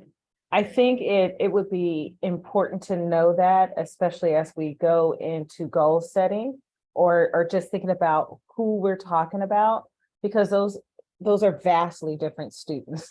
And so I want to, so if it's in my mind, if it's students with learning needs or other health impairments or emotional disturbance and they're being included in class, those resources may look very different than a student that has like an intellectual disability or a cerebral palsy or whatever the case may be. So we can make sure that we're clear about who we're targeting first. Students who have special education needs. And then I had a comment about, you said something, I don't know if I'm going to say it right. My mind is not working, Bonnie, but you said there was a number of students who did well, who were African-American that was at Foothill. Yes. Foothill, did I hear that correctly? you did. Foothill did a study on concurrent enrollment and what happened for students who were enrolled in a dual / the states changed language, a college level class while in high school, and how they fared in the long haul with completing college. And one of the areas where the group where they saw it made the biggest impact was with African-American students who, while in high school, experienced a college level course. It's kind of interesting because the word on the street, that's kind of where I get my street cred from, like what the community says, is that they actually send kids. The community recommends, and I shared this with our prior superintendent and as well as trustees from San Mateo County Community College District, that in our community of East Palo Alto, Bellhaven, North Fair Oaks, people actively tell them to go to Foothill because of the level of support the African-American students get there with their Mojo program, but also their commitment to equity and diversity. So I think that has something to do with that there is a effort to serve kids. And they also have, and I've heard this through my colleagues who I work with who've gone through Foothill, that they have the Puente program that's it's very active. And I just wonder if there's something there that we can learn from that community of what they are doing. I know it's not high school, but there might be some strategies that we can learn. And I think the other thing that I am adamant about, you can take it or leave it because I'm one board member, but really getting student input about what works for them. Because I think adults, I would love to say I know as an adult, but really the kids don't always tell us what they need as parents as well as teachers.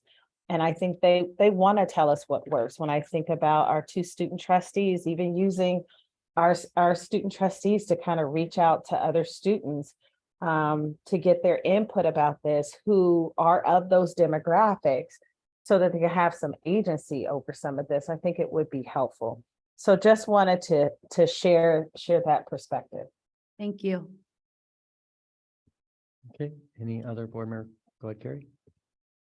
Just a comment, a heck of a lot of work. Wow. So thank you. It's a lot of And people, Thank you. fortunately. Thank you for your team. Thank you for your leadership. Oh my gosh. So during the entire presentation, that's what I was thinking. So Thank you. I wanted to say it. Before you go, Bonnie, I saw you nodding there. So I'll say it. Is there anything that you'd like to add? And in particular, I'm so interested in maybe if you could talk about groups with existing groups within the organization and their role in integrating with the LCAP. I think that's an area of growth for us. I have to give kudos to other people in my department who on their own said we needed to be doing more student interviews when we're making decisions. And last year they did focus groups at all of the school sites with students who are ELDs. And that really informed some of the switches that have happened with students coming to the district office, and Lily Quinoa is really walking those families through the process and us delivering them as a full package to the school sites. And I think it goes to the Student Advisory Council, the LCAP, but I think that some focus groups with African-American and EL students would behoove us this spring as far as our understanding about what could help us to improve in those areas. I like those. We did do empathy interviews. I forgot about this part, and I'm pointing at you. We did differentiated assistance. Thank you. Thank you. This is Simone. I was trying to raise my hand on Zoom and couldn't figure out because the Foothill dual credit came up. Could I just say one little piece of information about that? You'll hear more from us when we present Tides WASC, but we are seeing some promising trends because students are having the opportunity to take multiple college level classes, and we're seeing that across the Tide demographic. So I just want to put that out there, that there is something around that data, and it's exciting. So I just wanted to throw that out there because the question about the success of students at Foothill College came up. So thank you. Thanks for adding that. I have 8:31 on my Apple timer here, and I'm going to propose a break until 8:40. We're almost done, aren't we?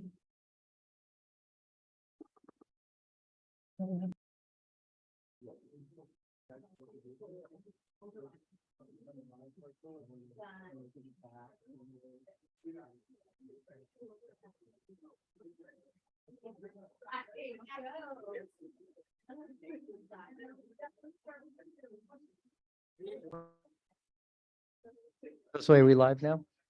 Okay. Welcome back. We're returning from our break and we are now on item 15.1. And I have I guess I have a material to read as an introduction to this agenda item. The next agenda item addresses the board's open session discussion and possible approval of an interim superintendent employment agreement with the interim superintendent and associate superintendent administrative services, Crystal Leach, regarding her employment as interim superintendent. This proposed interim superintendent employment agreement constitutes the fifth addendum agreement for Ms. Leach. The board will discuss and consider approval of the interim superintendent employment agreement. The proposed interim superintendent employment agreement contains the following material terms. Number one, base salary. While serving as the district's interim superintendent, Ms. Leach shall continue to receive the annual salary of $268,248.39, included in Ms. Leach's fourth addendum agreement dated March 23, 2022, for continuing to serve as the district's associate superintendent administrative services. Stipend, effective retroactive to January 1, 2023, while serving as the district's interim superintendent, Ms. Leach shall also receive an interim superintendent stipend of $6,000 per fiscal month. This is referred to as, quote, the interim superintendent stipend. Fringe benefits. The terms of employment while serving as both the interim superintendent and as the associate superintendent shall include the stipend for a master's degree, health and welfare benefits, work year calendar, leaves, vacation, holidays, expenses and transportation reimbursement, and district technology devices consistent with the associate superintendent administrative services agreement. Upon a term, number 4 is term. Upon termination of the interim superintendent agreement, known as this fifth addendum agreement, Ms. Leach shall continue in her associate superintendent administrative services position with the district for the remaining term of her associate superintendent administrative services employment agreement with the district, as extended by this fifth addendum agreement to June 30 of 2025. A complete copy of the interim superintendent employment agreement, fifth addendum, is available from the district office upon request. That concludes the required statement. And before I go to board discussion, I will ask if there are any public comments about this agenda item.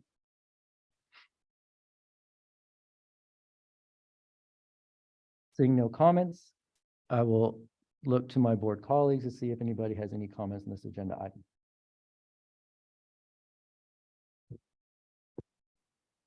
Okay, so I have one comment. The superintendent job is a very big job, and the CBO job is a very big job. And I very much appreciate, Crystal, that you said yes when the board asked me to ask you if you'd be willing to serve in both of these positions. With that, I call for a motion to approve. I move to approve the contract. I second. Okay, I don't know that we have to, but let's do a roll call vote, Laura. Student trustee Rodriguez Velasquez. Trustee Nori. Yes. Trustee Koo. Yes. Trustee Dubois. Yes. Trustee Stevenson. Yes. Vice President Stevenson. President Dubois. Oh, sorry, President Ginn. Yes. Motion passed. Thank you, Crystal.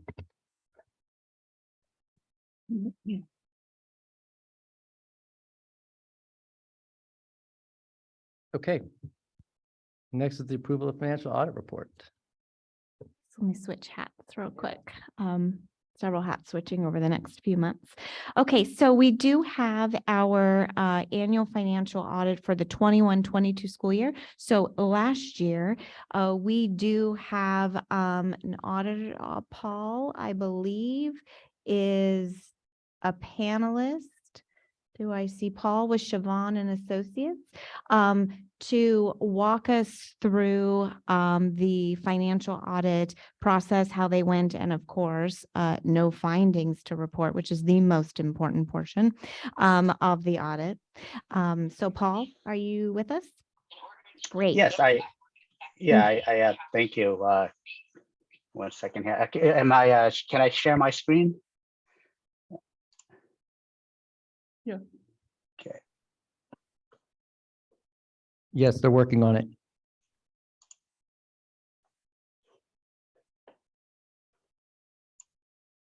Okay.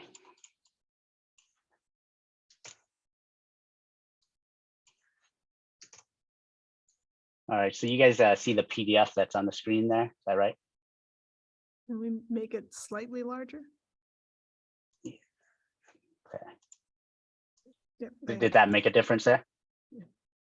Oh, that's great. Okay, all right. So, all right, thank you again. I appreciate being invited out to share with you the results of the June 30th, 2022 audit. So what I'd like to do is just go directly into the some of the key financial highlights, because there's some big changes this last year, and I wanted to make sure that you guys had a good understanding of what that means to the district and how that could impact the district. And then I'll get right into the audit results. So if I could reference you to table 1 of the MD&A. So what you'll see here is overall with zoom out just a little bit. Okay, so what you'll see here is overall with the net position, you see here a 25 or $24.8 million increase. This still puts the district at a deficit net position. However, it is a good increase going in the right direction. Most of the deficit is really the accounting and stuff that's done with the pension plans and the OPEB plans and whatnot, which I'll get into in a little bit. So with respect to the assets, you'll see that there's a decrease in the assets overall. This is mainly a result of depreciation. So the district's got a lot of capital assets that are being depreciated over the useful life of the assets that exist. So that's normal to see. Not a lot of additions in capital assets since, as you guys are well aware, you're kind of getting towards the end, or you have gotten to the end of your bond measure program. So a lot of the construction stuff has fallen off this last year.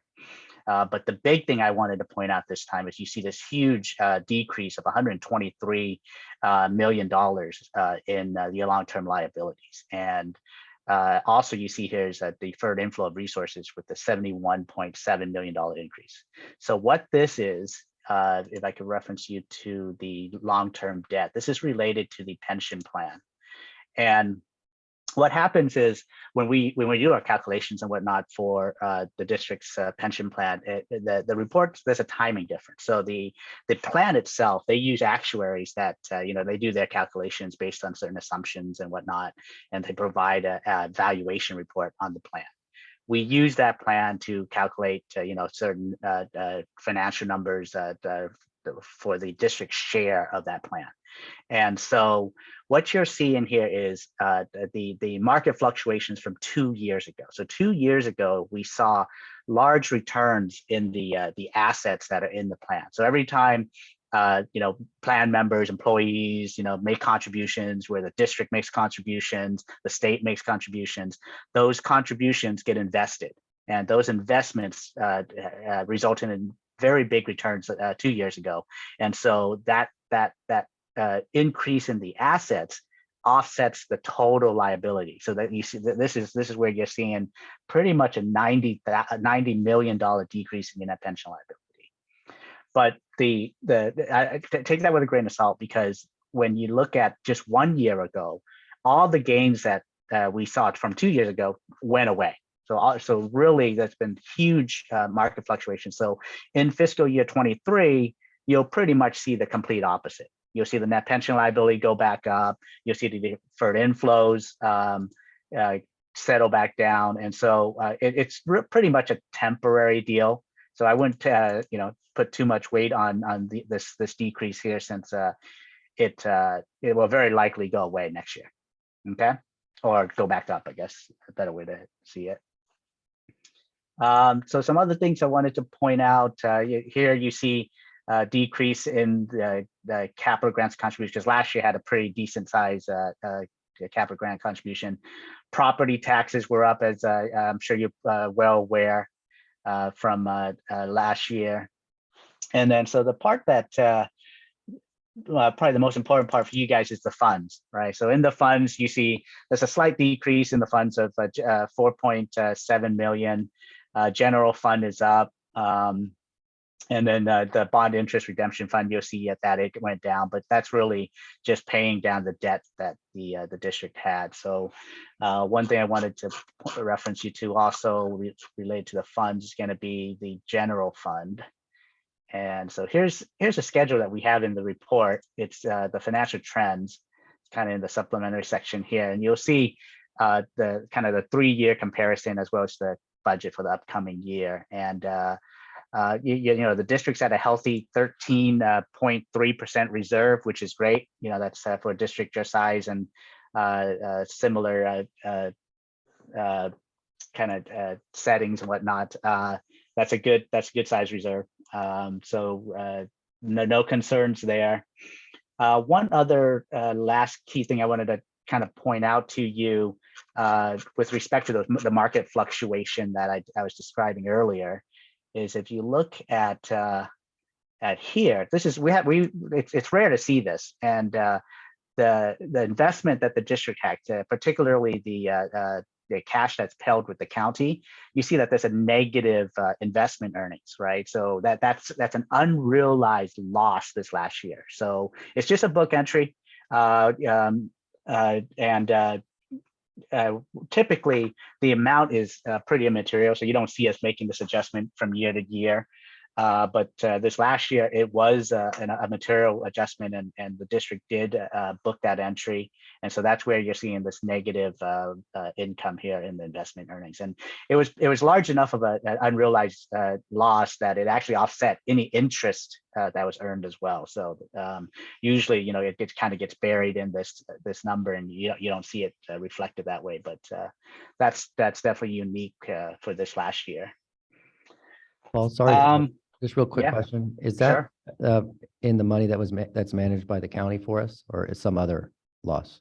No, that's correct. That's the money that's managed by the county. Yeah, and keep in mind, though, I don't want you to think badly of how the county's managing money, because across the board, when you look at investment pools and whatnot, the LAIF and that's another big one for the state. Those have all resulted in negative returns this last year. So, and I'm sure your own personal investments, you're seeing that as well. So just the market's gone down overall. So.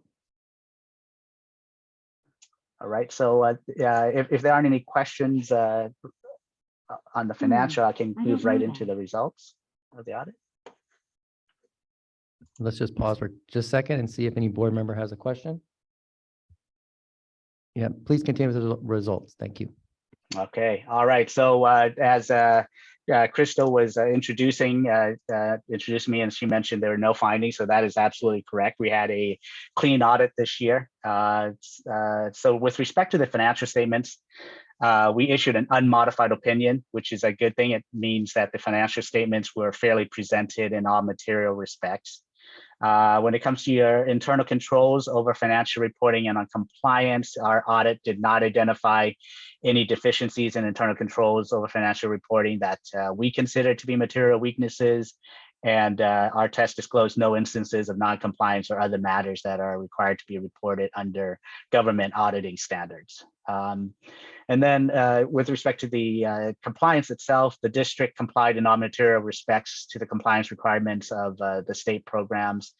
And for our audit, we didn't have any significant uncorrected adjustments, no difficulties during the audit, no disagreements with management. So overall, the audit went really well.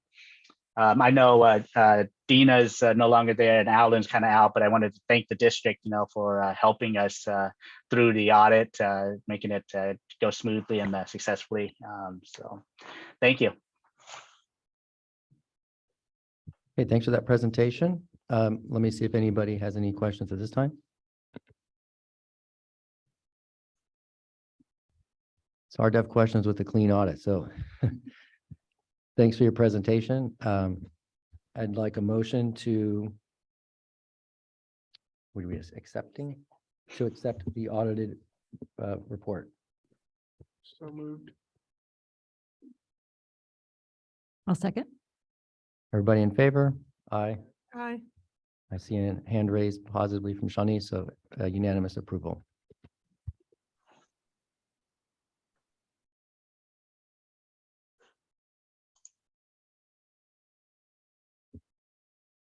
That's it, right? We're on to the comments. Yeah, okay, so the now we're on the last item, which are board trustee comments, committee reports, or agenda setting. Go ahead, Shawneece. Thank you. I wanted to let you all know that I went to the Urban Debaters Day that was at EPAA, and it was from the Urban Debater Program is one of our partners, and they work across Santa Clara and San Mateo County, and really saw some really wonderful things there, what they're doing with the EPAA, but I think there's some other students that they work with throughout our district, and thought it was quite interesting. And if any others want to know more about it, I know Roland would love to show you more about that. So just wanted to thank EPAA for hosting their debate this weekend. I also wanted to let the board know that I'm working on a subcommittee for the San Mateo County School Board Association. On February 27th, we're going to have an equity training. And the location will be determined. We're going to be bringing in a presenter. I think it's from Campbell County. They're going to be doing a presentation they did at CSBA and around bias and things of that sort and their impact on their district. And myself, sorry. I'm sorry, you want the date again? Yeah, please. Okay, February 27th, 6 to 8. So I'm excited about that. And that's a couple of us across different districts, school board trustees. So I'm excited about that to actually get to the learning piece of it and kind of application. I went to Challenge Day at MA and helped. I'm also writing this down. I didn't hear if you said where. Oh, you said a I'm date and a sorry. time, but I don't know. We don't know the location yet, February 27th. Okay, thank you. Okay, thank you.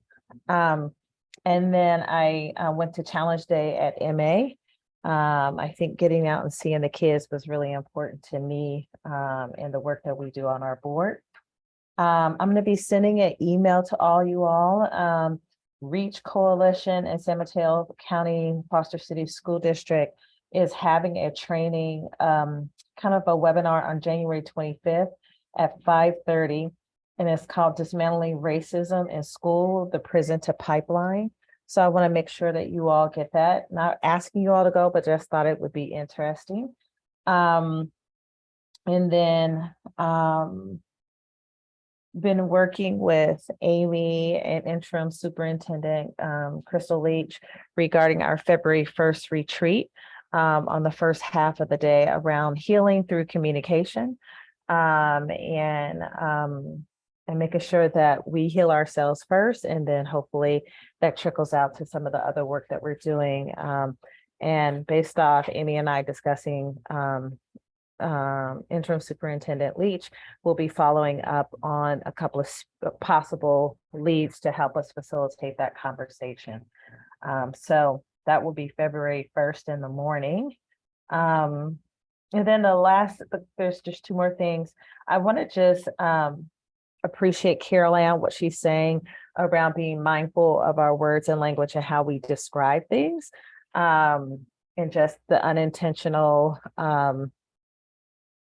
messages that we give using certain language. And so that's just, I wanted to thank Caroline for that, just to remind me of that.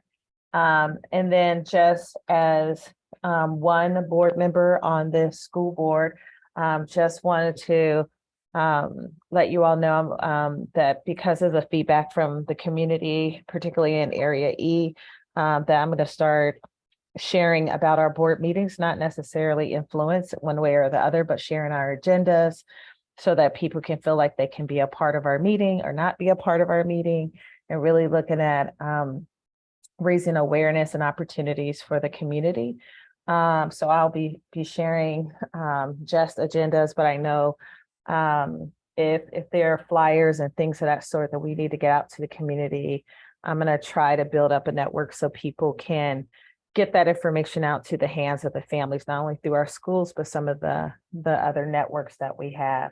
So just wanted to let you all know what I'm doing, and I'll pass it over to the next person. Thank you. I also have a couple of dates. Today I attended the Welcoming Redwood City Committee meeting, and World Cafe will happen on April 20th. It's a dinner community building opportunity. Shawneece attended last year, and I think we had a really good time. The idea is that you have conversations, sort of meaningful conversations to get to know community members. Pardon me? When was that? That is April 20th, and it's a dinner. And then the other date I wanted to give everybody is the OIE conference. That is a youth conference that usually happens at Kenyatta College, and it's mostly with our students. It's March 25th. There are opportunities to just attend, or you can get involved and volunteer. And what I like about the day, it's just an entire day with our kids. So you really learn a lot, and it's very inspirational. I also had the opportunity last week to help with the Boys and Girls Club and getting students ready for the Youth of the Year event. So I was able to help a student with his speech, and he is a Woodside student, and I hope I was helpful, but he was certainly inspirational. I also attended the Sustainability Committee meeting last night, and again, that's a committee run by our youth. And Rich and Crystal, maybe when we meet, we talk a little bit. I mean, I would let some of their ideas I think are simple, but Crystal, you know more than I do. But I would really love to help them a bit more. There's just so much passion around doing more in the area of sustainability, and I continue to learn and be inspired by our kids leading. And let's see. And I think just the last thing is there were a lot of things going on in our community for Martin Luther King Day. And I was able to participate with a group of community members who, made lunches and again, did some community building with our day laborers. And so maybe next year we could maybe share some of the things that are going on. Many of our students were involved in community builders that day, and many of our parents. So I'd love to sort of get a list that we can just sort of pass around to everybody in case people want to get more involved next year and some of the exciting things that are happening. That's it. Okay. Anybody else? I'm sorry, can I say one more thing? I forgot to share that Hank Oregon passed away. He was one of the first African-American board members, and he recently died in December. So I'd like to share that because I thought that would be important as we think about Black History Month coming up, and he paved the way for so many other people who are able to be on this board. So I thought I'd let folks know that. Thanks, Shawneece. Amy?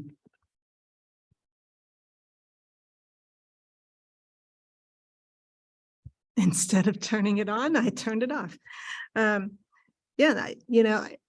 think it's been a good start to the new year. I'm really glad that the rains have stopped. I haven't been quite as involved as some of the other trustees because I've been inundated with work demands, and a home renovation project was just coming to a conclusion. But I spent most of the winter break following up on that stuff and just trying to make sure it's done. But I did want to call out, again, appreciation for all the facilities folks. Living in an apartment complex right now, we actually had 2 fires at our apartment complex during the Christmas break, which was very unfortunate. Christmas Eve, as well as I think 2 days before New Year's Day. So that was way too much excitement in 1 week.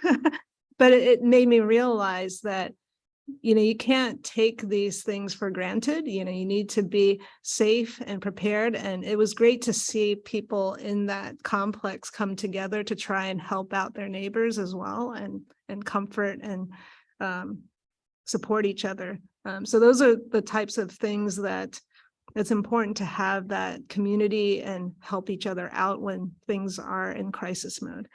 I did work with Trustee Stevenson in trying to plan out the facilitator for our board retreat. So I'm hoping that will go really well because the healing process for the community starts with healing within the board and improving our communication and building trust within the board team too.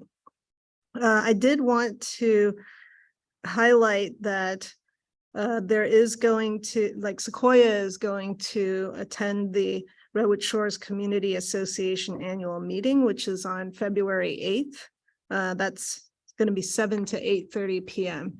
So note that that is the same night as our additional study session. But I think, if we haven't done those types of engagement activities in the past, it's something to consider going forward. Because it's not like it's happening every single day. But if it's an annual meeting where we could provide an update on what the district is doing, it helps us engage with the community and hear from them what questions they have. It's an opportunity to thank the community for supporting our bond measure, right? So things like that do make a difference in building relationships. And then I'll finish with coming up next Sunday is actually the Lunar New Year. So I do want to wish everyone a happy Lunar New Year. There's actually 2 animals this year, both rabbit and cat, which is interesting because most people are probably thinking year of the rabbit, year of the rabbit. But for the Vietnamese community, it's actually year of the cat. So if we're thinking inclusion, make sure that we also recognize the cat. And that's my update. Okay. Anybody else? Okay, to have a motion to adjourn.